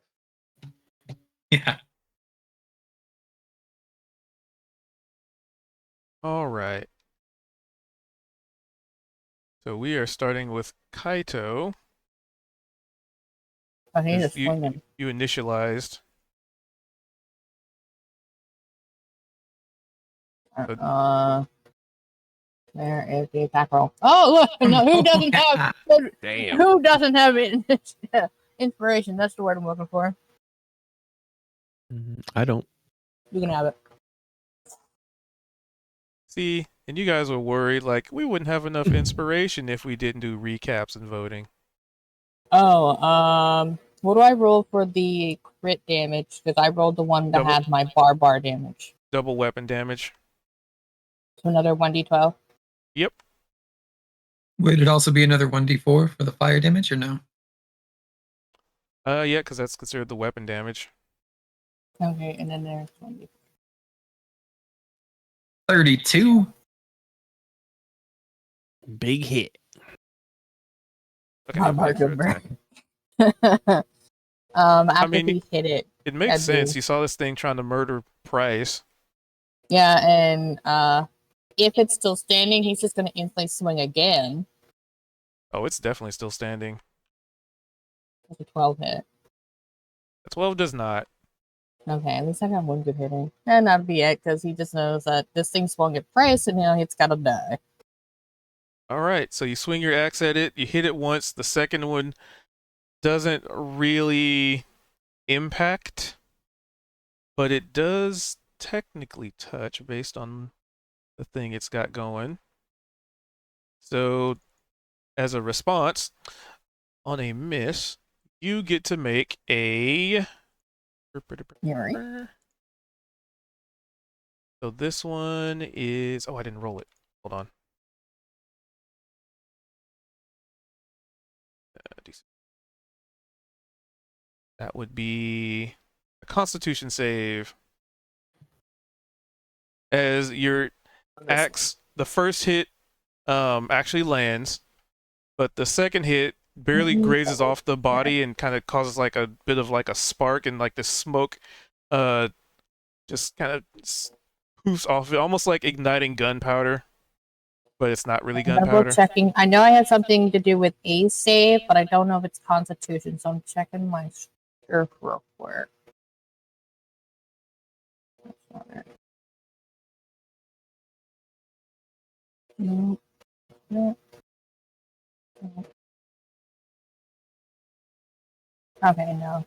Unless it's in something else I'm not looking at. Okay. Not constant, it's just a normal. Well, Well, nothing happens. All right. But you see its body is still coated in whatever this weird liquid it poured itself or poured over itself, and it kind of looked like when you land a solid hit, like you actually did some damage, but when you miss, it's almost like it opened itself up to be hit, just enough for like a glancing blow kind of thing. But the Mhm. result of that is some kind of weird chemical reaction, but you don't know what. okay. That would be some kind of. Vimac.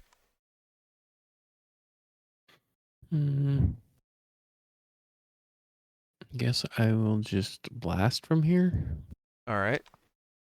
And also, you would notice that the little blue light in its head has turned red. Red means dead.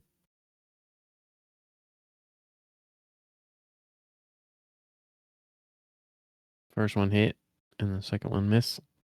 Yep.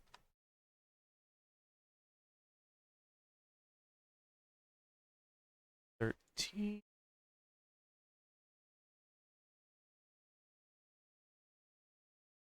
6.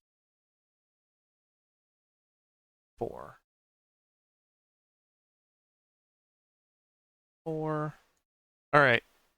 Yeah, that makes sense. So you hit it with an Eldritch Blast, the first one, lands squarely, slams into this thing, causes it like to reel a little bit. And then I need an intelligence save from you, as even hitting it with magic has caused some kind of reaction.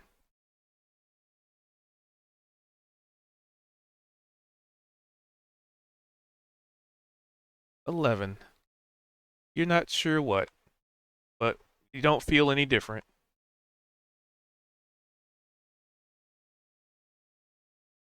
All right, we got a sleeping gnome.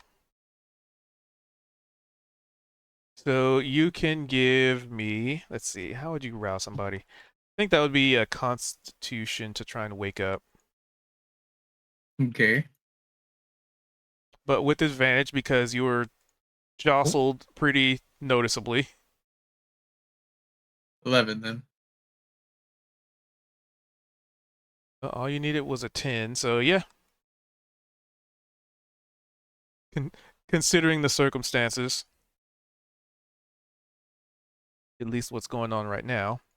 Yeah, so you snap out of it. You're awake. Your hand is stuck to this chest. And you're not where you remember you were. And there's Kaido swinging his axe at this, whatever this is. This thing was not here when you. I mean, as far as you know, like time hasn't passed. So it's like you blinked and you were grabbing his chest, and then you blink, and now you're in this situation. All right, I'm gonna raise my hands in the air if I have an action left, and I would like to try to smash this fucking chest to a million pieces so I can be unstuck to it.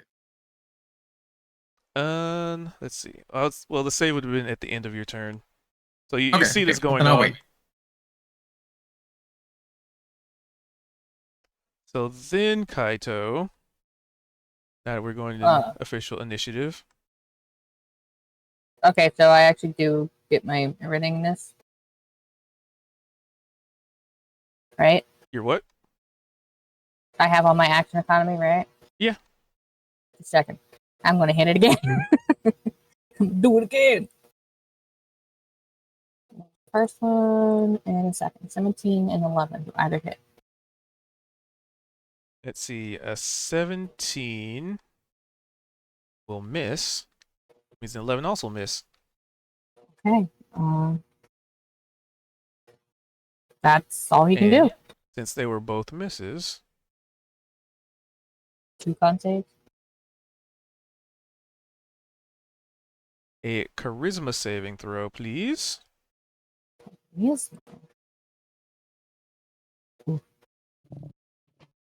And Then the second was also a miss, so another charisma saving throw, please. Okay, just the first one. So you swing at this thing, and it's like when you thought you were gonna hit, right? Like you were really close, but it manages to raise its shield and effectively deflect, but deflecting in a way that forces some kind of an interaction. Uh-oh. To which the charisma one is 2.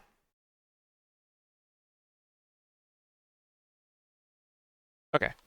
So you for whatever reason, this creature seems really friendly to you. Huh? You're effectively charmed. Mm. Hold on. Condition, charmed. Can't harm the charmer. You can't attack the charmer or target of the charmer with damaging abilities or magical effects.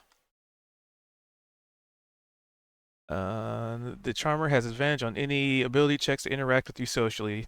Not that that's really a thing going on right now. But it just suddenly seems really friendly to you.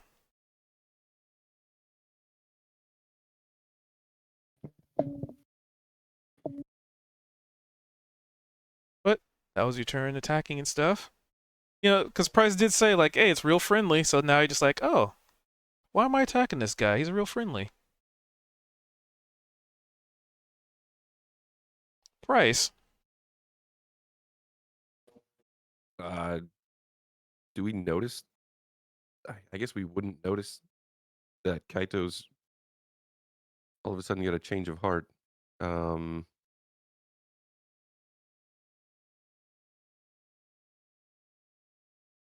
Let's see.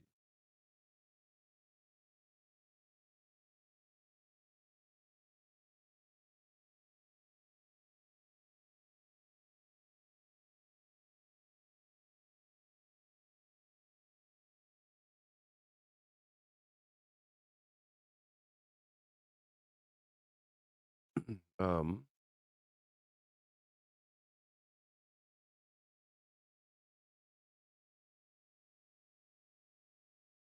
Price is going to do this. 15. So what's it look like when you're doing this? Because I think this isn't this the first time you've used this? Yeah, I think so. Kind of along the lines of some of the electrical damage or lightning damage that he's done. Is probably start to see a little bit of static electricity start to form in his beard, and his eyes will maybe have like a sort of crackling, almost lightning emanation, and he's gonna rub his hands together, kind of in a circular motion, and he's gonna say clear, and he's gonna touch both of his hands to this thing at the same time. All right, and the 15. That would not hit. All right. Well,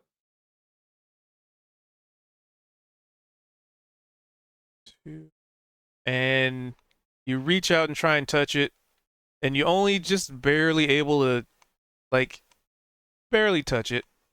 It is made of metal, but the spell doesn't have anything specific to it because it's a cantrip. There's other spells that give like advantage if it's metal, or disadvantage, or whatever if it's metal. Let's see. So, dexterity saving throw. all right.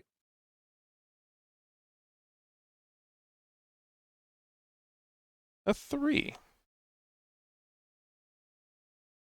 So this one is, yeah, that makes sense. So you reach out and you try and touch this thing, and instead of like really getting any kind of purchase, you technically kind of sort of touch it, but not enough for the spell to, like, you know, the electrical arc to do anything. Like it's almost like it dissipates or fizzles out just before you actually touch it, maybe slightly off timed. And at that point, you ignite something and take. I just had you selected, but you take 3 points of fire damage as you ignite some kind of liquid that was like attached to it. Almost like you did the little.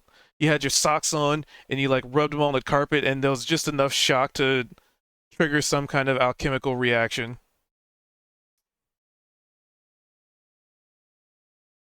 Did you want to move anywhere? Well, that didn't hit, so I don't know. That was my way of trying to get out of here. Alrighty. Yeah, I think that's it. Altani.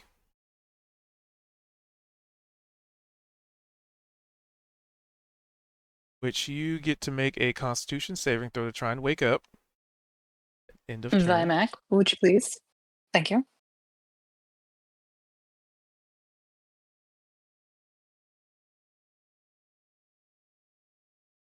So a 10. All you have to do is roll a 10, so you just barely wake up.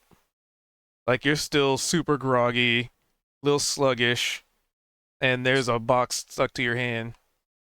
And it's open, which it wasn't open before. Probably just be like, do we get it open? What's going on?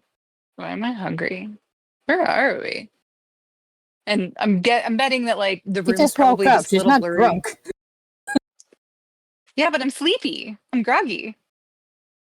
I don't know. You know, Food maybe is I never like the to- first thing I think of when I wake up, but that might be different. Some people do. Some people like to snack after a nap. Don't judge.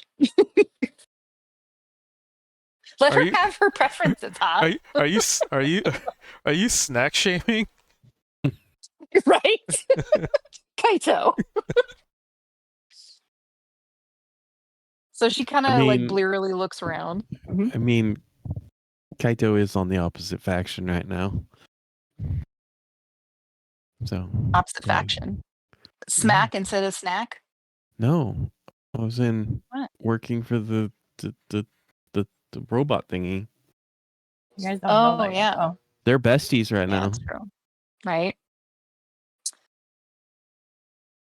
And is it one hand or two hands that are still stuck? Just Just one. both hands are stuck? Okay. I'll probably like try and lift up my hand and like shake it. Try and like jiggle the chest off of it. Does it do anything? Nope. And you probably like I'll probably just be like pick up Gnome while you're at it because He he's stuck lifts to it Gnome too. off the ground. be like, right. I'll probably be like, huh. Okay. I'll probably, see the big guy and be like, I'll hold my arm up with the chest, be like, hey, can you help me with this? I think I'm stuck. Hello. Kind of jiggle my hand at the guy because I don't know that I would necessarily immediately realize that we were in a fight. Alrighty. Maybe you'd be like, hey, Price, can you like dispel this thing, please? And that's probably all I'll do on my turn. All right. So it gets to go. Hey, it made it around. So this thing. Let's see. Well, so far, 2 people have attacked it. 1 is charmed.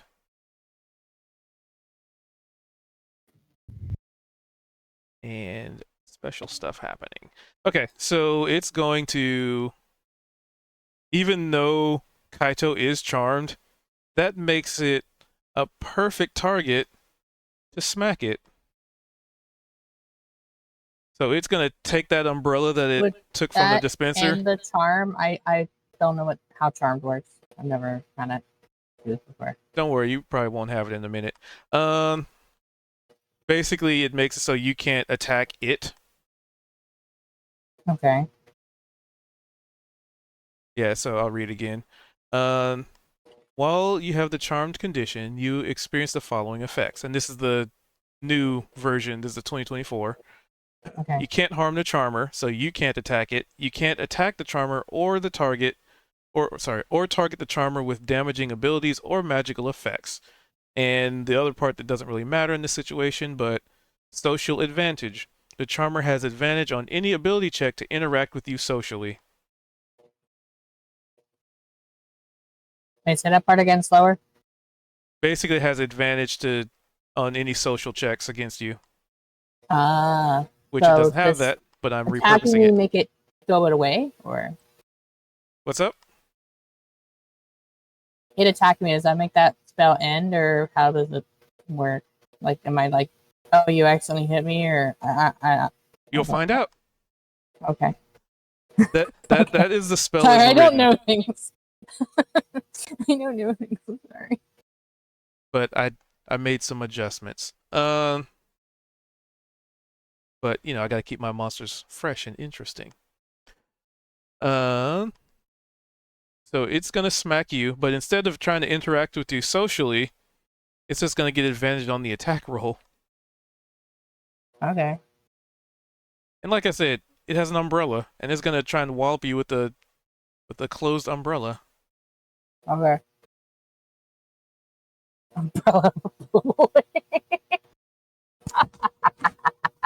I'm sorry. That'll hit. They're both gonna hit. Right. Damage. So it just smacks the crap out of you with its umbrella. And damage.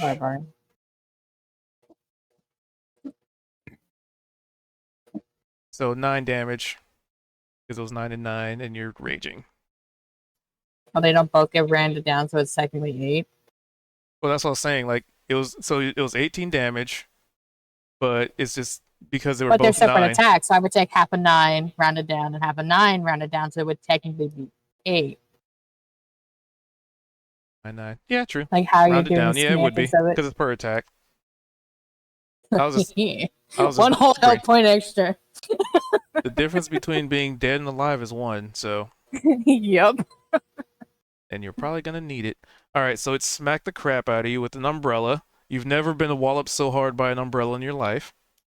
I've never been walloped by an umbrella, so yeah, definitely. Definitely. And then it's going to, as its bonus action,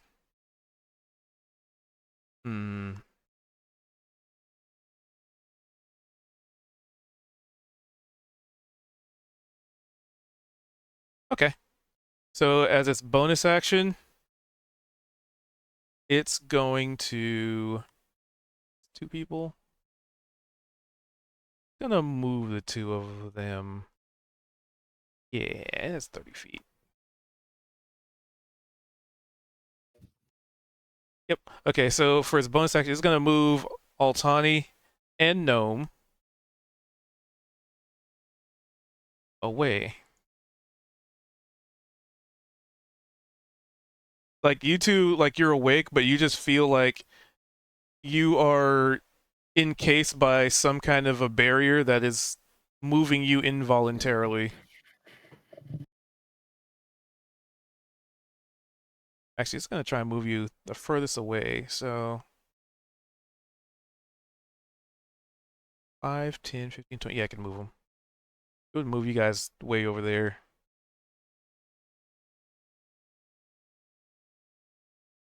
Okay.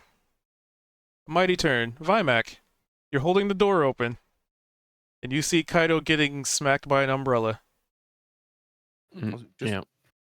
just for like narrative sake, just to picture this a little better. How big is this room as far as like dimensions? How tall is the ceiling? That sort of thing. 5, 10. So it's I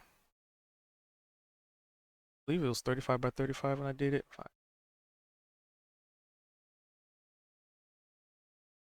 So it's 35 by 35, and the ceiling is easily like an extra from the top of this thing, which stands about, it's a large creature, so about 10 feet tall.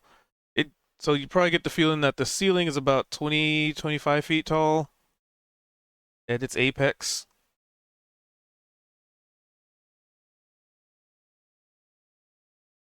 So an extra 10 to 15 feet above this thing. All right. Bye, Mac. So I'm still watching the door. So I will try to tell them, hey, check that umbrella dispenser to see if there's a recall function. And then I will blast. If I can find it. And I started blasting. Yeah, I'd say that's a hit.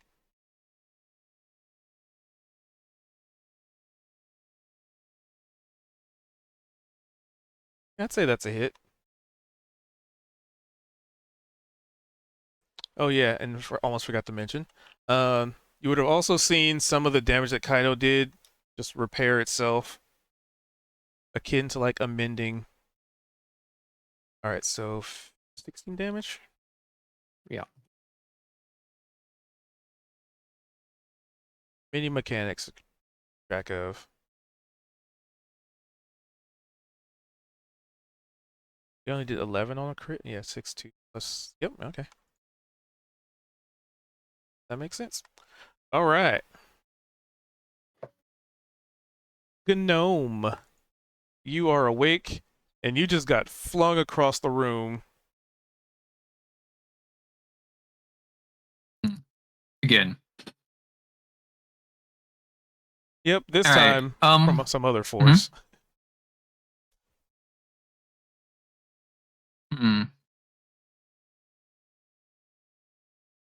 I'm gonna try to smash this chest against the wall. Can I do that?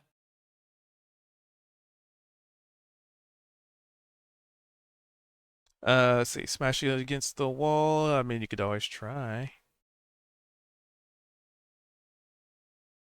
Nah, you're right. I'm gonna headbutt this thing with my martial arts. How about that? That'll probably do more damage. Possibly, yeah. Okay. I'm flanking it with Altani. Can I get advantage? Oh no, you just hit it.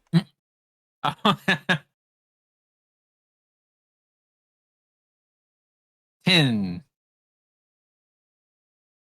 So this chest is made of sturdier stuff. So you hit. So Altani, like, okay, all right. So the scene that happened, you woke up, you were just like, this thing stuck to you. Then Altani lifts you up, even though your hand is stuck to it. You're not like grabbing onto it. It's almost like Sorry, I have to move the camera for the stream.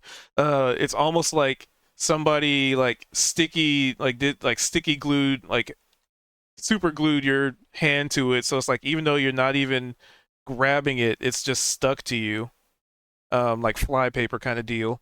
And then you try and headbutt it while after getting flung 5, 10, 15, 20, 25 feet across the room into a wall. You're not knocked prone, but and then you try and headbutt it to no avail. It's still stuck to both of you. I have extra attack. Yes, you do. Headbutt it again. Like I said, it's made of sturdier stuff. Does my head stick to it or just my hands? It's just your hand.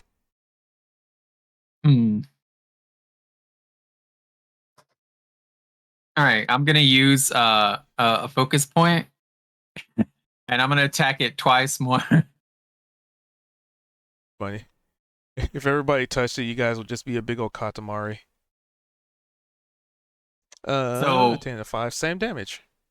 What Altani's seeing is, the same way I always fight, right? I'm literally just cracking my forehead against it over and over, and you can hear almost like a squelching sound, right? I imagine there's like little swelling up in my forehead where the blood and the skin's kind of mushed at this point. Like I have a really hard head, but this thing's also very, very tough, right? This is something that most likely I'm never even max damage. I'm never going to be able to crack. But that's not how Gnome's brain works. So he's just smashing, smashing, smashing, and a little trickle of blood goes down his forehead. And I'm going to look up at Altani and just say, I think I've almost got it. And just sound really out of breath and like wobbly. And then I end my turn. All right. Kaito, you are no longer charmed, as getting pummeled by the umbrella snapped you out of it. It's definitely not friendly. No, it is definitely not friendly. That was not friendly at all. Okay. Because it's one of those things where it's like, technically, when I looked it up, it's like, I didn't see a duration on it. I'll double check. No, and what I tried looking up, because I was like, I don't know how this works, and well, I accidentally looked up the spell charmed person and did not realize it was different. Okay. Yeah, I was looking at the. So he'll charm probably like person shake spell. his head a little bit, like, "What the hell was I just thinking?" And then immediately try to whack it. Actually, he would move over here first. Then you'll whack it.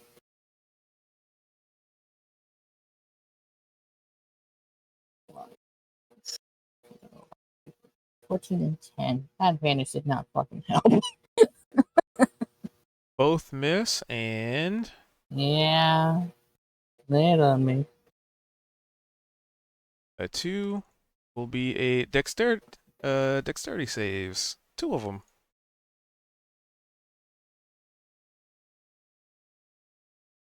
All right, so with a 17, nah, but with the 5, it depends on the spell or effect. So the spell doesn't, it says it's a duration of 1 hour, and it's just like, as a player, it's not fun to be charmed for not, like, I can't attack this thing for the whole combat. Like, that's not fun. I think charmed person is meant to be for, like, players to use in the new edition, especially. So I was just like, if it hits them, it's going to break the charm. Because then it's just like, well, I failed to save. I'm out of the combat completely. Like, that's not fun for a player. Yeah, so damage. A little explosion triggered by your axe. 1 whopping point of damage. So does that get rounded down, or do I still just take 1? Nope, it's always a minimum of 1. Alright, just wanted to be sure because I've never had that happen before. Yep, it's usually no matter what, even if you have like a negative strength and you do 1 point of damage, it's always 1. Okay, just wanted to be sure because, like I said, I've never had 1 damage come at me before.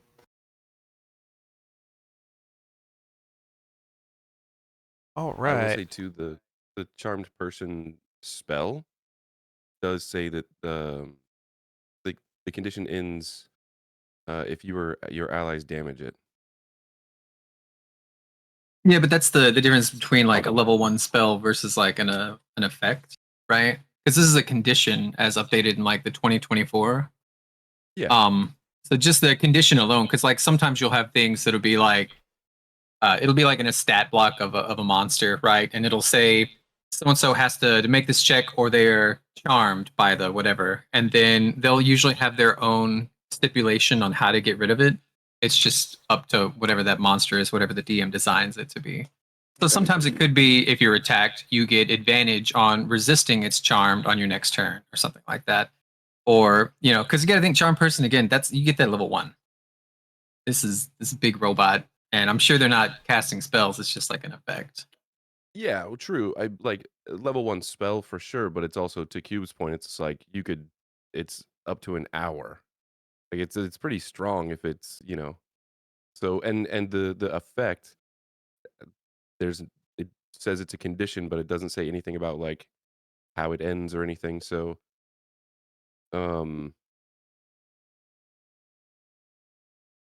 yeah, anyway, it makes sense. It's like up to that situation or that creature. Mhm.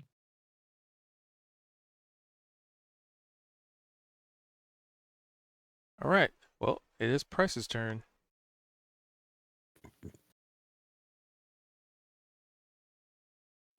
Um,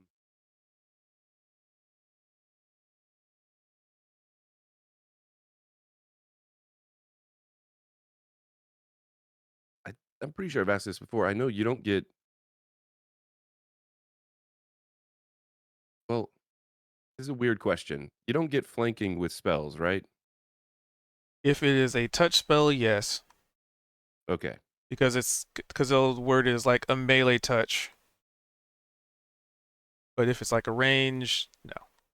But you wouldn't have anyway.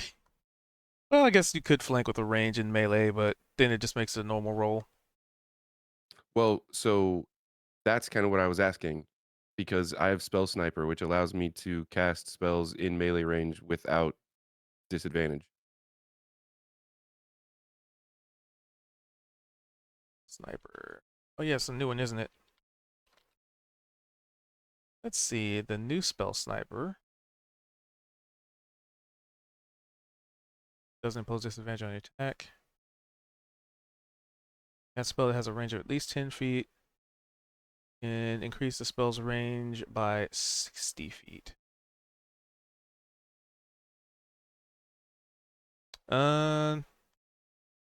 Well, let's see. I guess that is more of a specific rule than a general. So, yeah, I'd probably say you could in that circumstance because it's you know what, for the sake of me needing to do some research on it, let's just say it'd be a normal attack for now. Because Yeah, I need to see if that how as a flanking would feat affect is that. supposed to be intended Yeah. as like, well, now you just don't have disadvantage, but does that still technically, yeah, it's a potential mechanics conflict. Yeah, that's why I was curious, because I don't think this situation hadn't really presented itself. Um okay. Let's see. Well, Actually, ahead yeah, and go for it. Just do advantage because the initial research says yes, you can. So it sounds like specific rule overwrites general rule, which then with Spell Sniper feat, you can gain advantage on the ranged spell attacks against a target that is flanked. This feat allows you to ignore the disadvantage on ranged attacks against prone targets, and flanking grants advantage on melee attacks, which includes spell attacks. nice. Okay. But I'm not sure Better. if that's the new one or the old one. But either way,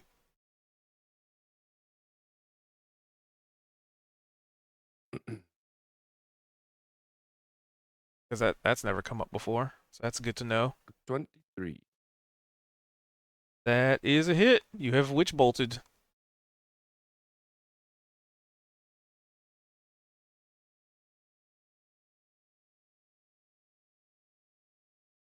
Right there in the middle. 12. Yeah, right.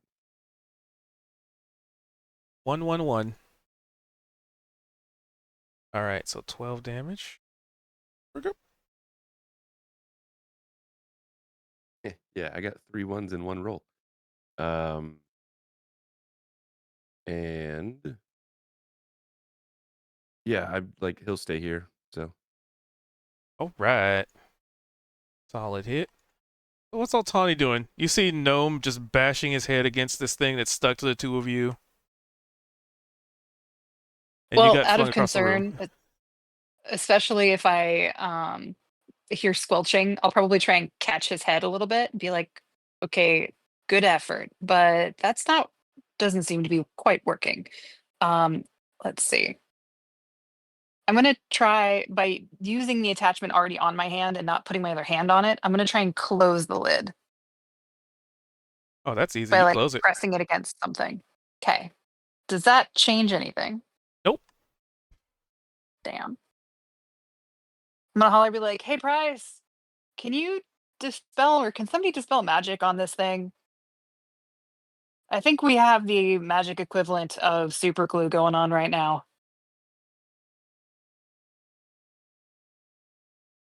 Magic. And I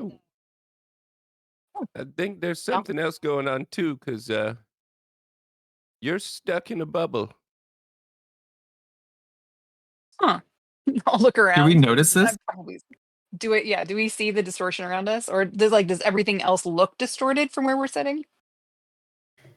Give me perceptions. This will be a freebie Actually, question Okay. based on because Zymac. because of your perspectives. I guess OOC question, not to have too many spoilers, but I'm pretty sure I know what this thing is.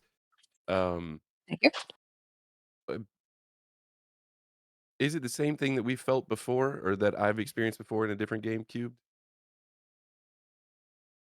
Whoa, that's I don't meta. know.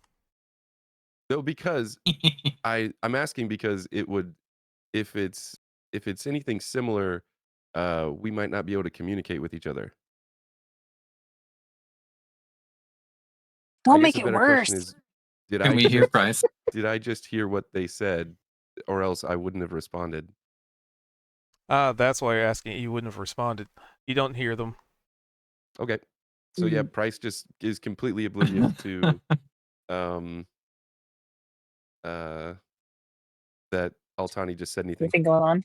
Okay. And I'll probably Well, I notice mean, he knows that. what's going on. And He's fighting this thing. He Right. just didn't hear you holler out to him. okay. So on a 14, would that perception be? That would probably be enough to see whether or not things are distorted, right? So 14 wouldn't be. The 19 would though. Like it is extremely faint. Like imagine like it's less impactful than like a desert mirage, right? Imagine the equivalent of like having that one little floaty in your eye that when you notice it, you're aware of it, but if you Okay. don't know what you're looking for, you don't notice it. Your brain kind of ignores it. Yeah. Okay. Well, I'll stand up, and be like, Price? Hey, Price. And probably try and be like, hey. And I guess, well, and on a 14, I mean, I would obviously notice that there's a battle going on. Would we hear the battle inside the bubble? Nope. Like them hitting each other? Nope. Okay, so I mean, I would probably try and walk toward him, try and get his attention until I eventually realize if something's going on. But if I don't hear him, and I've obviously been maybe trying to get his attention now,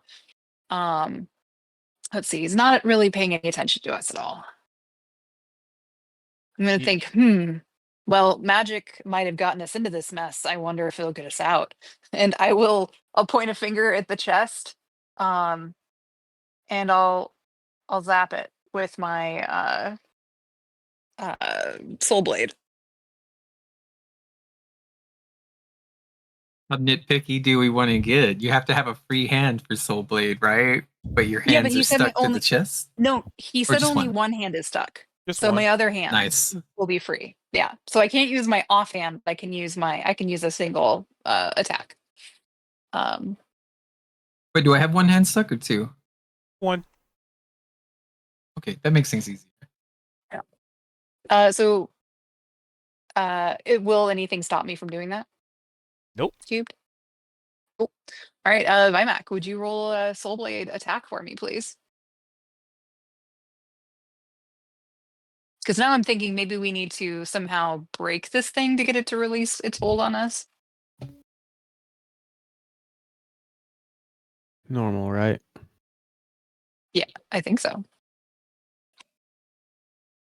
You try and Or hit it with a Technically, I was gonna say, wouldn't it be with advantage? Because if Gnome is on the other side of it, technically we've flanked it. well, it's just gonna be I mean you can. Let's try it.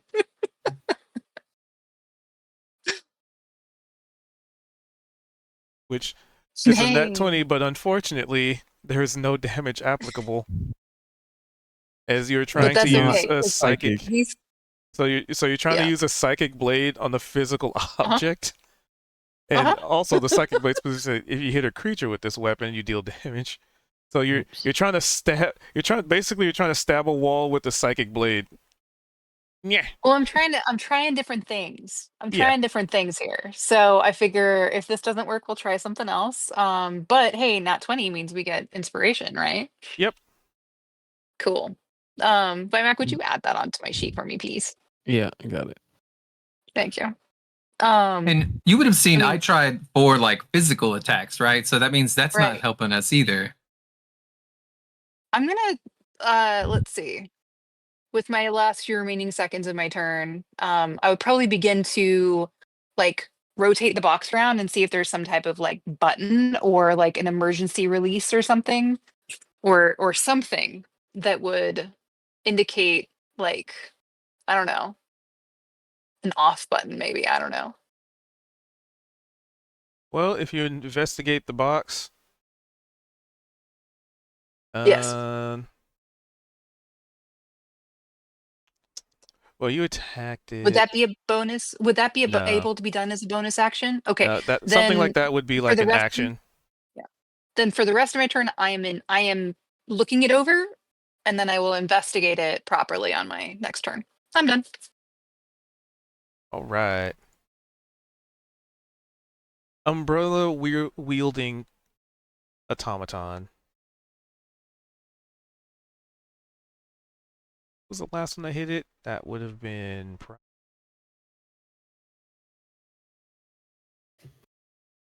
Yep.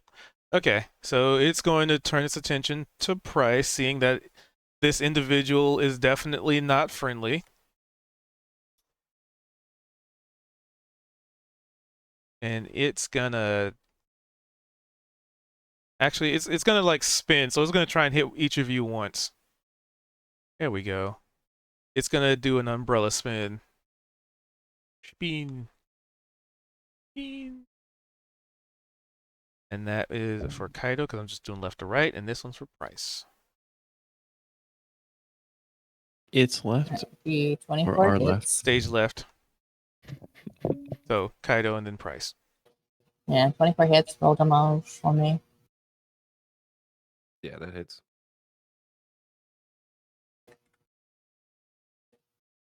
So 4 for Kaido and 9 for Price, which Constitution save? Both of us?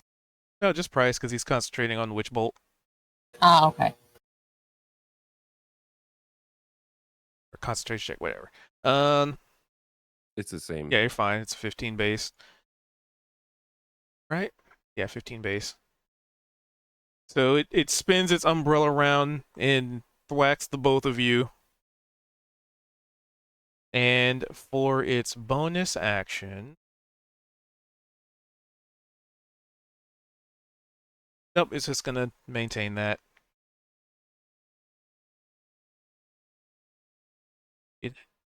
Bye, Mac. Well, they didn't hear me about the dispenser, so I will ignore that and attack the big guy again. Oops.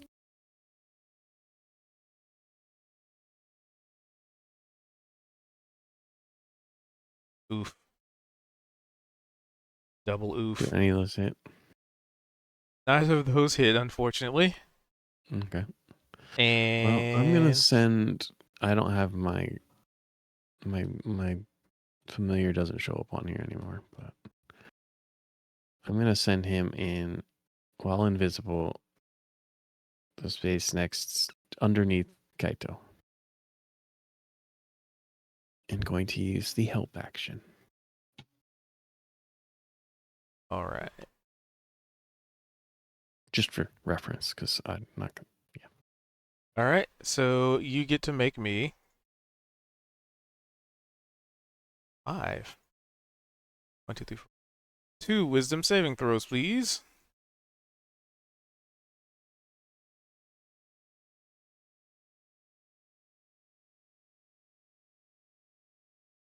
Oops. That's the wrong one. That wasn't my sheet. That was my.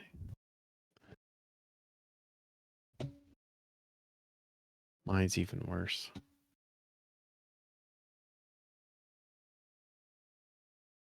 I know I rolled 4, but rolled that one. All right. Nothing happens. Gnome. I'm gonna postpone my turn and then go at the same time as Altani. All right, so holding. Well, I mean, not really holding a turn. Which you let us go at the same time usually if there's no mobs between us, right? Yeah, I mean, that was normally. previous edition too. Oh, Well, it was And like also he a could homebrew assist me, rule. right? He could assist on my investigation, right? Well, delaying a turn, delaying Okay, your turn yeah. is still a thing, right? Yeah, It's holding action now, actually, because it's actually come up a good bit in Oh, the Tuesday. They actually got yeah, I rid think. of that. but then if that's the case, should my familiar be rolling initiative to be in the initiative roll?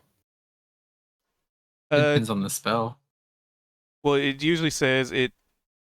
So the official ruling to that is it rolls its own, but I've typically just been doing it. It just goes on your turn because otherwise it's just another cluttering. So because the familiar typically can't attack, so now it's taking up more time to figure out. Okay, well the familiar is going next. It's just it's a quality of life thing.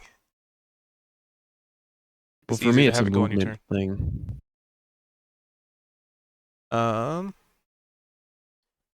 So what are you trying to do with your turn? Well, no, I like move it into position. That's like, Oh no, I was The- talking about the- gnome. Oh. What is it you are wanting to do? I just think mechanically it's going to be clunky if it's like, all right, I move, but I have to drag her, and then she moves, but she has to drag me. Wouldn't it make more sense if we're moving together and acting together? Since we're bound together? and I mean Actually. logically, You know what, that- if he's moving and I notice, I'm going to probably go along with it if it makes sense. That's what I was thinking. Like, if I was like, hey, let's go smash this chest over that thing, they look equally hard, right? Maybe it'll do Mhm. something. But then it's like, I don't want to have to drag her. And if we can communicate, then, Well, I'd say just because it's special circumstance, yeah, I was gonna say for the purposes of this specific combat, I will allow it because you are stuck together and technically don't really. If there's movement to happen, it's got to be kind of sort of moving together. And I would argue that trying to synchronize our stuff would be like not in our favorite difficult terrain, right? So like, because I've got like 50 something movement speed, so yeah, that would drag her, right? So it's like if we just went like that's 10, 20, 30 feet, treating it like difficult terrain or like a push pull mechanic. Okay, if that makes sense. Oh, you're trying to move though. Right, simultaneously. Yeah, about that whole moving thing. Okay, let's test it out. I take a step this direction, right? Mm-hmm. And then that's what I just tell her. I'm like, let's go break this thing over that thing's head. Maybe they're made of the same thing. I don't know. OOC, I suspect Yeah. that will just get released as soon as that thing's dead, by the way. But in character, Right. You- we what don't know happens that. when I try to make a step? You are unable to move forward. Am I unable to move forward, or is it like there's a wall there or a force? It is like a wall of force. Can I kick off of this force? Let's see here. I gotta read the description.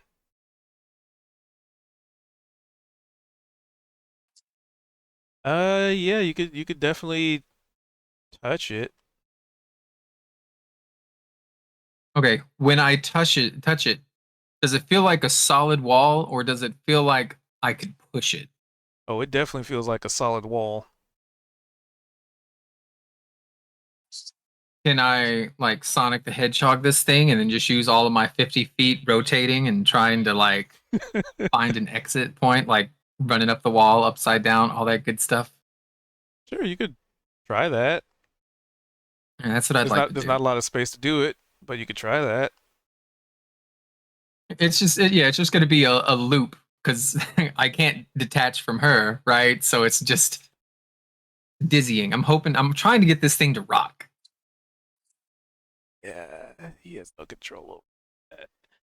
And then this would also help her understand what I had the 19 on perception earlier, is it's like there's something around us containing us. So if she's seeing me run up what seems to me to be a solid wall, but looks like it's just air, right? Then she would also understand we're like in a bubble. Mm-hmm. And while he's doing this, like your arm is just getting dragged everywhere as he's He's just like Well, I mean, running he's around. not that big, so Yeah. I mean, I would have range of motion where my arm would probably be lifting as he's doing it, and I'd be like observing to see if it had any good effect. Is that Imagine okay? you have like a leash on a cat, and the cat just fucking goes like Right? crazy, right? And so your arms are just jerking everywhere. Well, I used to have a Great Dane, so I can Oh. absolutely imagine having my arm yanked around. There you go. That's Gnome right now. Right? Yeah, I could see it. All right. Well, at least you've gleaned some information on your turn. You know, I still got an action, right? And I've got a free hand. Yep. I'm gonna lower my hand and hopefully hers to the ground ish, like to set the chest on the ground. She'll probably have to like squat or something.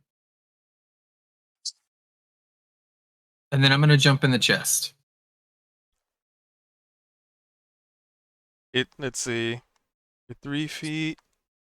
I think you'd get like maybe a foot and ankle and part of your leg in there. Yeah. I want to stand in it, right? You are definitely standing in what little space there is available. And then I would like to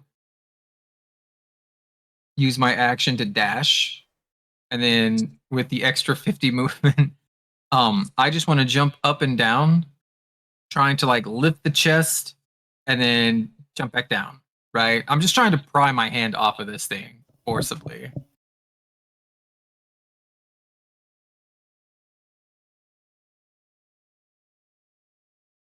One sec.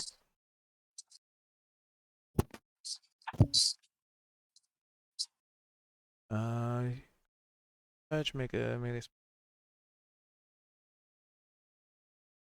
I'm back. So sorry, what are you doing? Okay, so Trying to I've stay got apart. feet in the chest, right? Okay. And for my action, I'm just dashing. I'm just trying to use only movement, right? And my movement would be jump up in the air, right? With the chest attached to my hand, right? So it kind of rises with me like a pogo stick.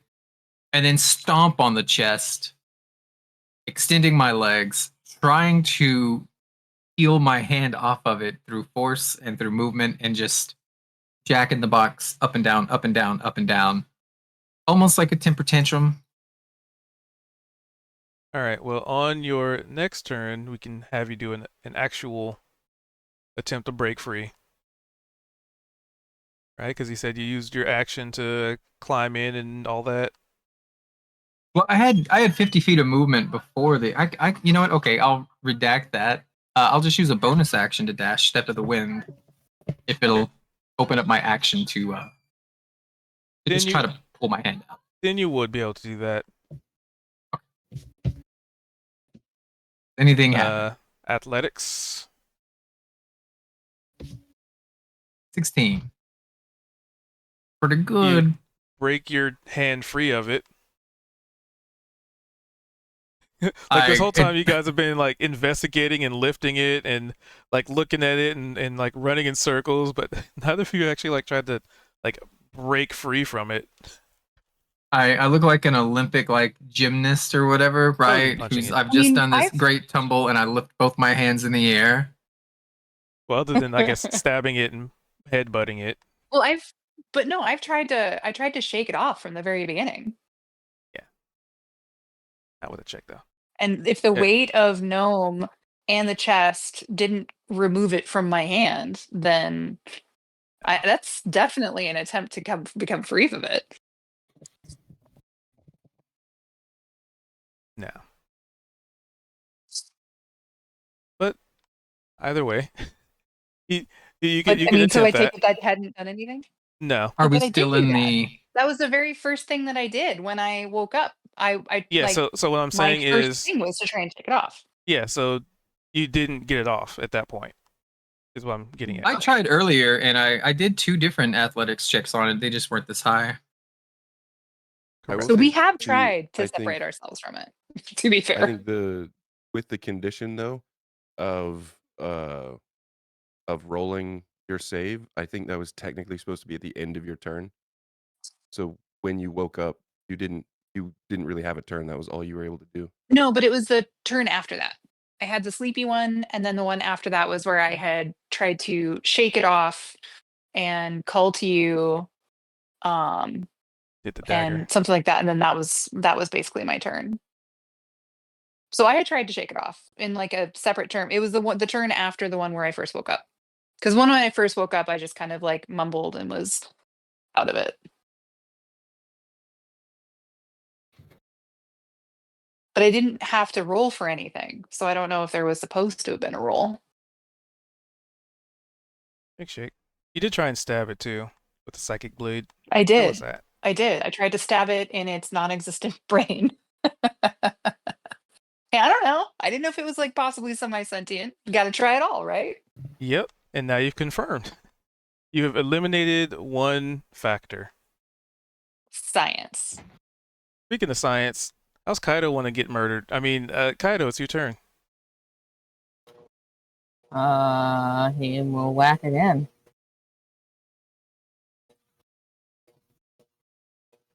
24 and then 15. 15 would miss, but the 24 would hit. There's 10 downloads for the 24.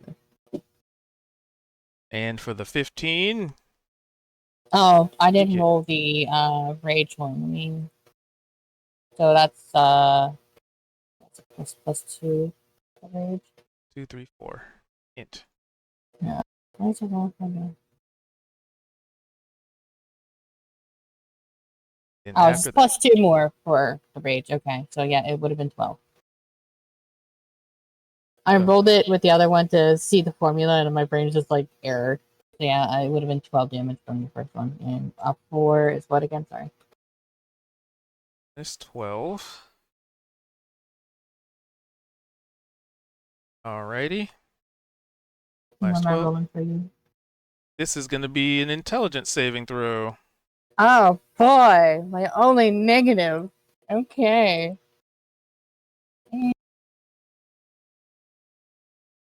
All right. Noted. All right. Bryce, I don't like how you said noted, but okay. because noted.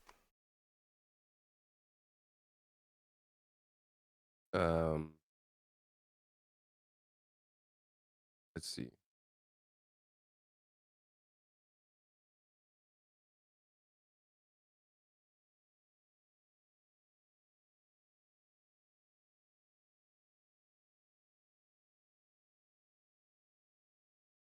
And you do, yeah, Witch Bolt is still active, yeah.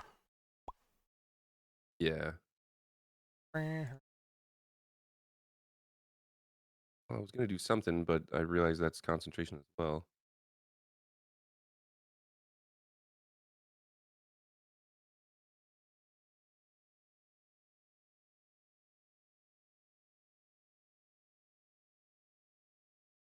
Okay.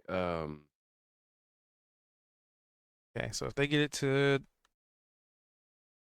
enough, it's gonna Toll the Dead. do So that. it's a DC 15 Wisdom.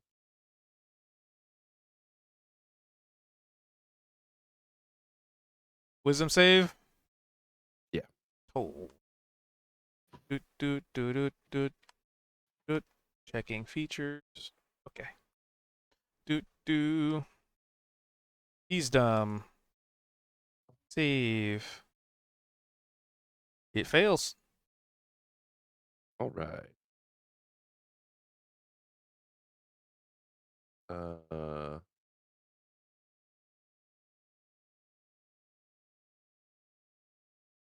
It is. I'm just gonna click the thing because I think the formula's messed up still. So you should be able to just click like the 2d12, yeah. Yeah. 50. And then bonus action will proc the witch bolt as well. Nice. Okay. So that effectively, so I guess bloodied would be the term. And as a result, the barrier around Altani and Gnome drops.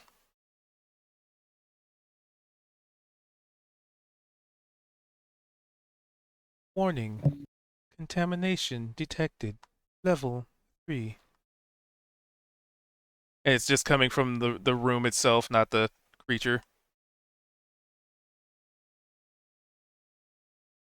They did 15 damage, right? 15 from Toll the Dead, and then 12 Oh, from the Witch 12, Bolt. okay. Understood. It's 12. And I'm gonna stay here, so that's pretty much my action economy. Should be my turn. All right. Altani. You see, let's see. So, because Gnome jumped in the chest at. So, Gnome, did you jump in the chest at the end of your? Okay, yeah, it probably would have been at the end. How would I determine what you would see from this? I mean, I would let's see him see. have jumping in the chest, right? No, just something else. Hmm. You know what? Give me a free perception. What's your passive perception? We'll go off of that. I think that's what they intend passive perception to be for. Your passive perception is 7. Okay, yeah, you noticed. Okay, So- what am I noticing? So it kind of feels a little bit less, I don't know, claustrophobic all of a sudden. Nice.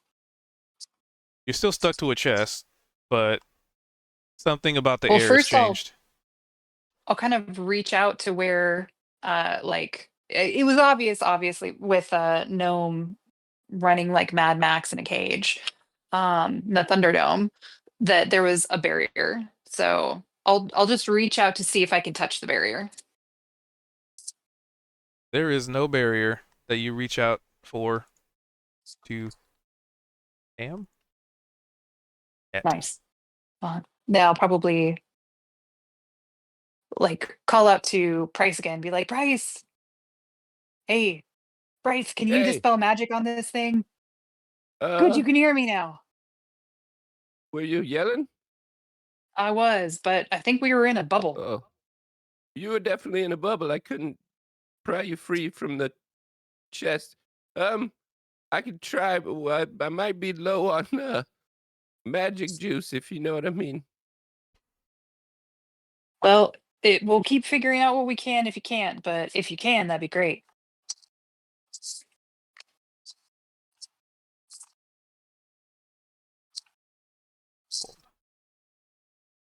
So you still have an action. Like you still have your economy. Oh, then I action will. economy. Right. So I will. I will investigate the chest while he's figuring that out. All See if right. there's like an off button of some sort. Give me an investigation as your action. Lilac.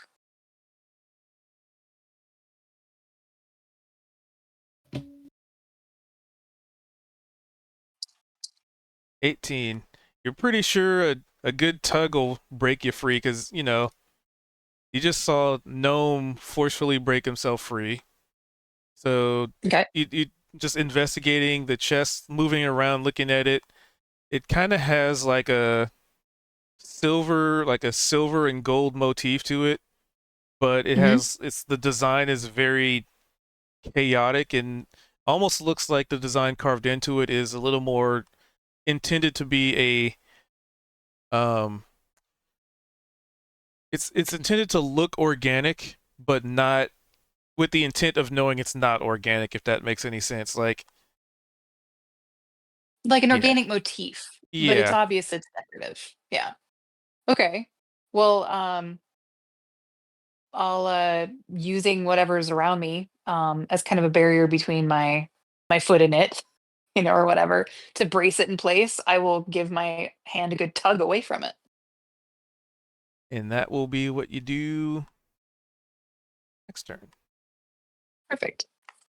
Because the investigation was you like moving it around, holding it up, looking under it, looking for whatever this thing is, how to maybe get it off, look for a button. And you can only Sounds do so good to much me. in 6 seconds. Mm-hmm. All right. Then This I'm done.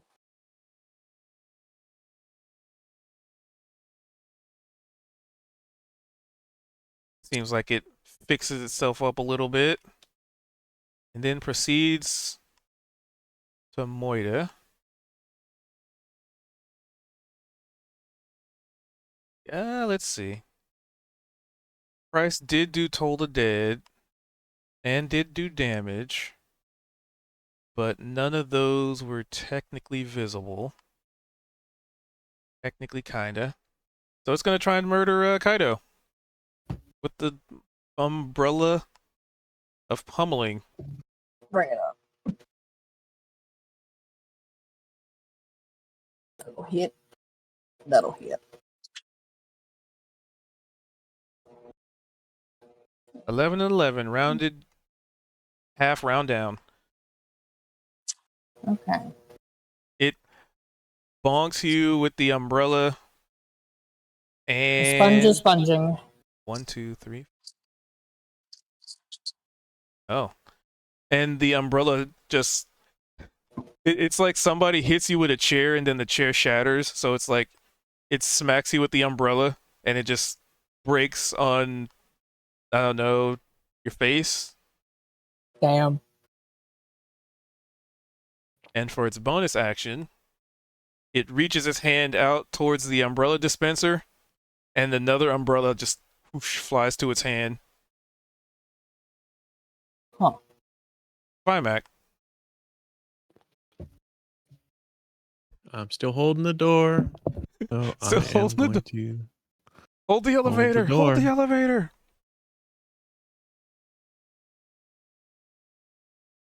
Hey, that's a hit. Hey, that's a hit. Nice.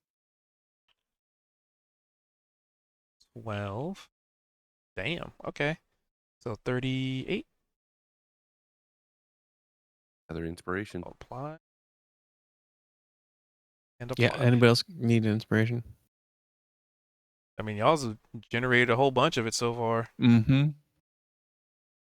I currently have it. I think we all have one.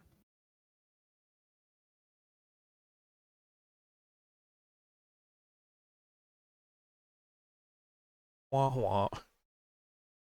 Yep. Looks like y'all have one now. Yeah, so any inspiration that's generated from here on just goes poof. Because there's nobody to give it to. I mean, unless you want to give it to me. Like, I'll accept it. No. I'm It's happy worth a to shot. also vote no on that. Come on. Man, DMs get no love around here, I swear. Save it for Scooter. Yeah, Scooter could. Yeah, see, there you go. Scooter could get inspiration. Who is not here? All right. Gnome. A solid strike from holding the door open. So, Gnome, you are free from, well, the box.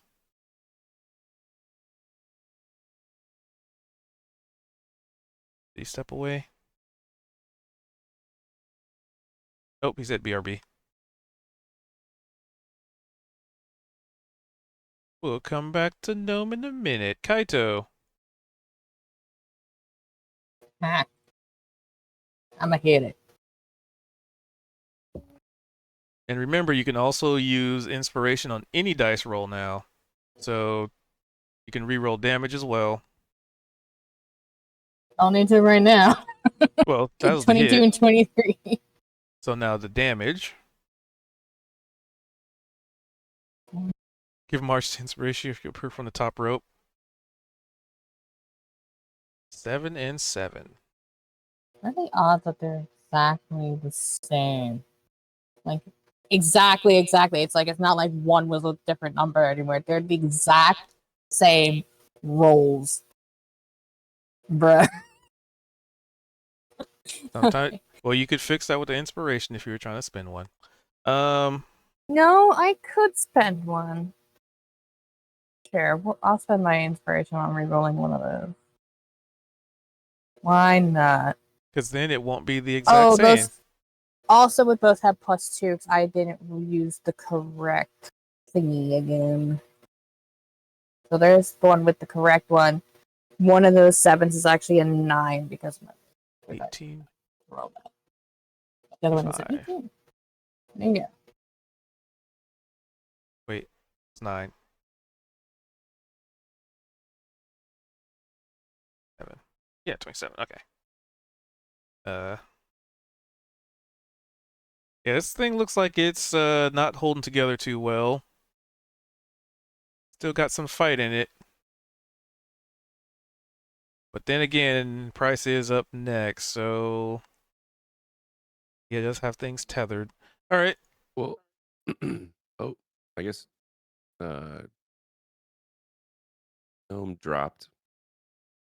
I was gonna say, since his turn came before mine, and I have a feeling that this thing is pretty low, and Gnome's been trapped in a bubble this whole time. I kind of feel like Gnome would want to get some headbutts in. So, that being said, Yeah, Gnome had to dip out, but you were gonna end after this. oh, okay. So he's not able to get back in. I was gonna let him kill this thing, but if he's not coming back, then Yeah, that'll change. he had to Okay. handle some. Yeah, all good. Well then, with that being said, Altani's after me. So the same sentiment applies. Let's see. I will do as requested. So I've got a question about I have some spell scrolls. Are these specific spells, or does it just let me use a spell of that level? They are specific spells. Ah, okay. But I don't know what the spells are. See, I gotta With that- find which one. I've got a third and a fourth, but I'm trying to do something. I mean, I don't know what they are. I don't know if I need to identify them or if I'm supposed to know. I don't think you ever looked at them. Yeah, I saw when I got them that it didn't say unidentified, so I wasn't sure how the spell scrolls work. These are literally the first time I've messed with Yeah, them. I have to I have to go through the notes Yeah, okay.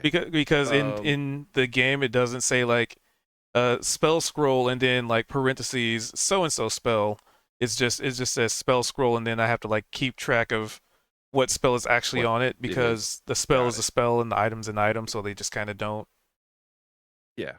Okay, so I haven't identified those. But I do have this. Oh, that takes up an action. Okay. Well, I mean, you could fuck just it. take the dodge action in case it tries to hit you. Well, no, because Altani was asking if I could dispel. I don't have any third level spells. So I was trying to use a spell scroll to potentially be able to cast it. I also have that Pearl of Power that gives me a spell slot up to level 4, but it costs an action, so I wouldn't be able to then cast a spell. So I'm just gonna upcast dispel magic. Where is it? There it is.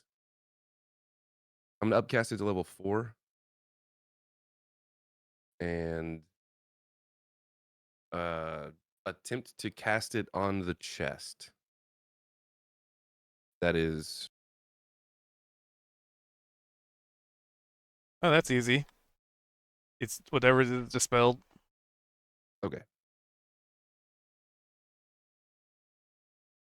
And it that'll just be my turn. falls right off of Altani. That'll be my turn, but you'll see Price kind of like focus extra hard, and you can almost tell his attention completely dissipates from this massive hulking automaton next to him, and he looks over at the chest, and then kind of like he doesn't quite close his eyes, but he brings his hands up next to his face, starts kind of wiggling his fingers. He's like, "Oh, you better let him go." And then yeah, all of a sudden you're free. All right, Excellent. Altani. Marvelous.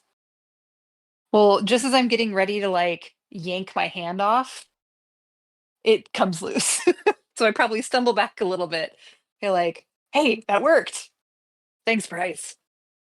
And then looking up, kind of just quickly glancing about the room.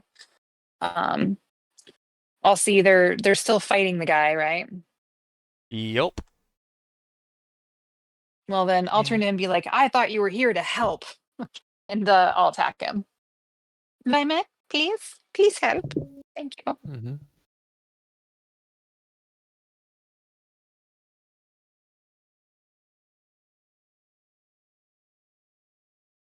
All right, that would hit. Nice. And then so sneak attack, let's do 3d6, and I am out of my other dice, so 4d6 for sneak attack.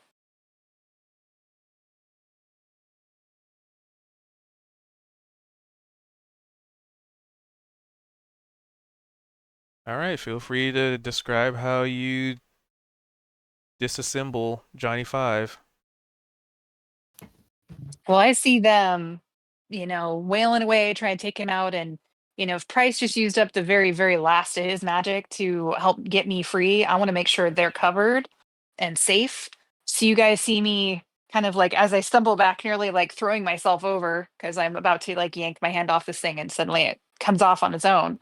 Kind of stand and like look around, see you guys fighting and yelling at the guy, like, I thought you were our friend. I thought you were here to help. Back off of them. And you guys just see zap straight into him, and he probably just stops and then begins falling apart.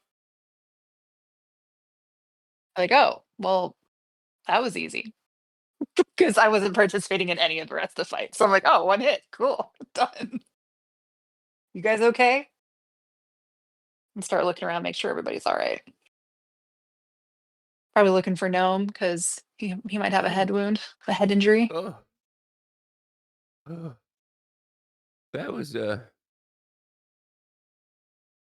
well,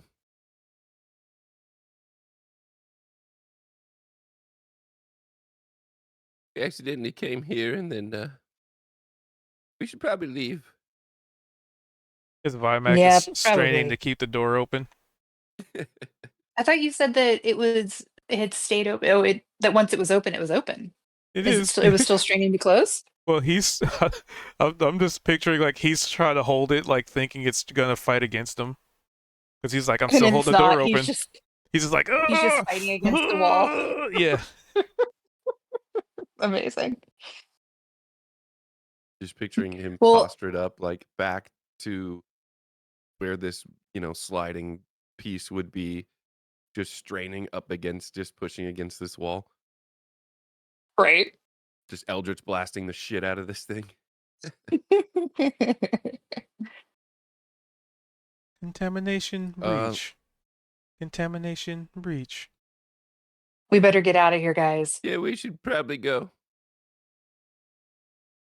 He's making a run for the doorway. I just moved And on as I because I'm run pretty by, sure he'd go with you.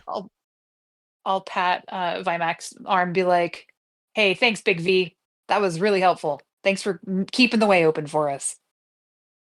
As he's still straining I'm against the door. I'm Just doing this really on. quick, so it's gonna be with disadvantage. Oh, nice. Do I see anything that symbols or anything on this as we're running out on this automaton that might lead me to believe or give me any sort of information because we were asked about authorization and things like that. So do I Mhm. any symbols or anything that might connect with that to give me some sort of insight on what that had to do with the whole room? There are, and what you see is something we'll figure out next time. Nice. As you're trying to get the door shut, or I guess Yeah. if you want to get the door Price will- shut, Price will scoot in and he'll, I guess, like narratively, we could maybe end with him reaching out and putting his hand on the door to try and like teleport us out of here.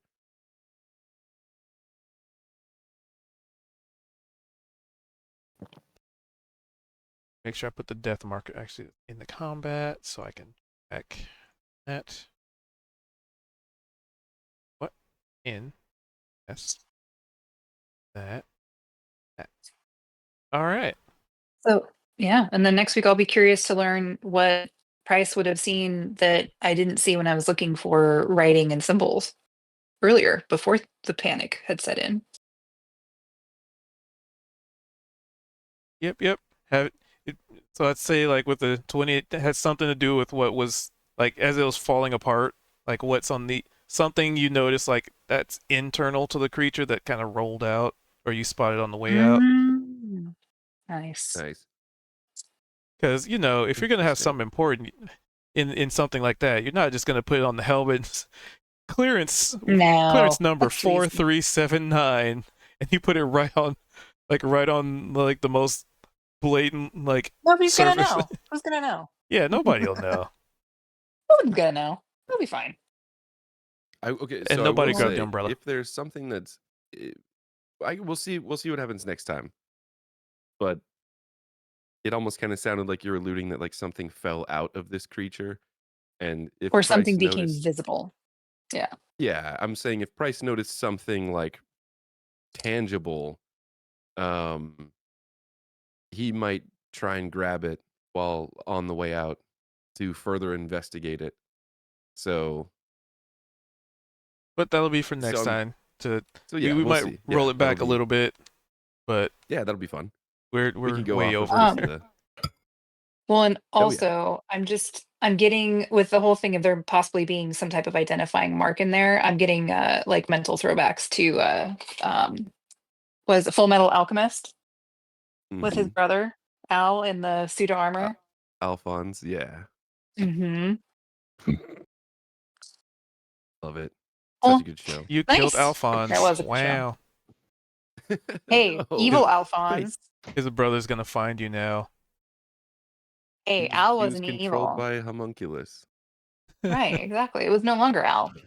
Or you'll be tracked down by a dog with the personality of a child.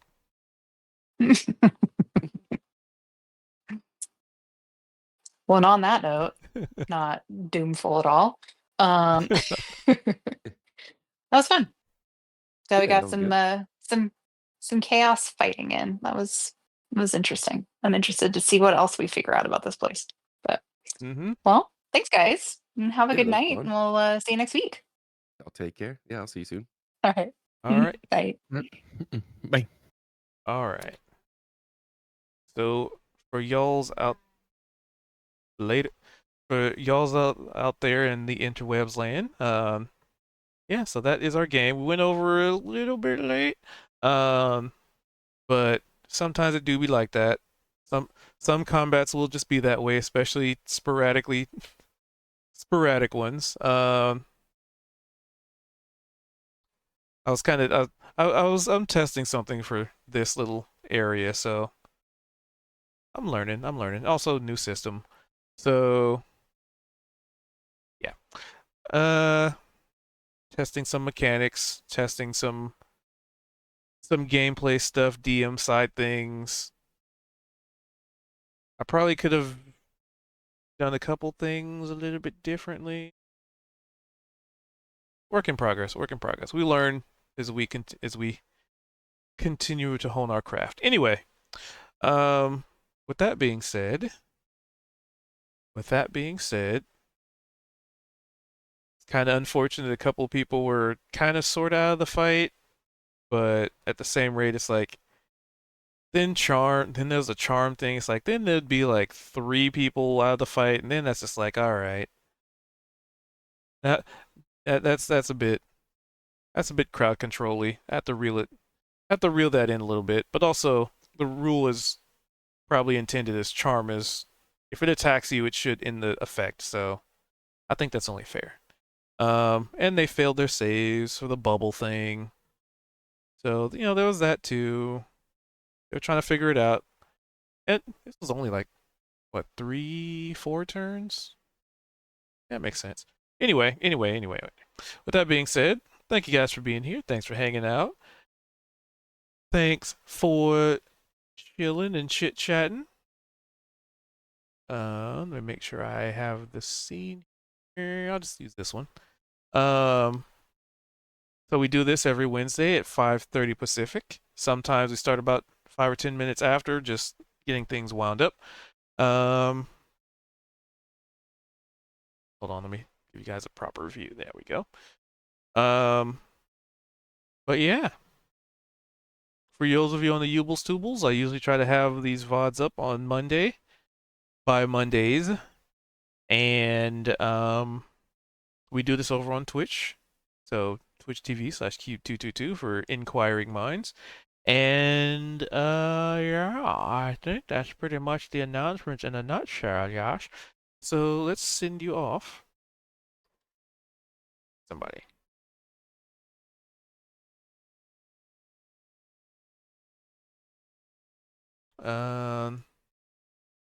But yeah, that was fun. Definitely some mechanics I got to hammer out. Definitely some mechanics I got to hammer out. But it's a little bit of trial and error. I wanted to test something, and I won't spoil what it was I was testing. But I think I have learned a lot from it. That's what matters. So I'm just sort of kind of giving you some background DM stuff as I get this going. There we go. Boop. There we go. So yeah.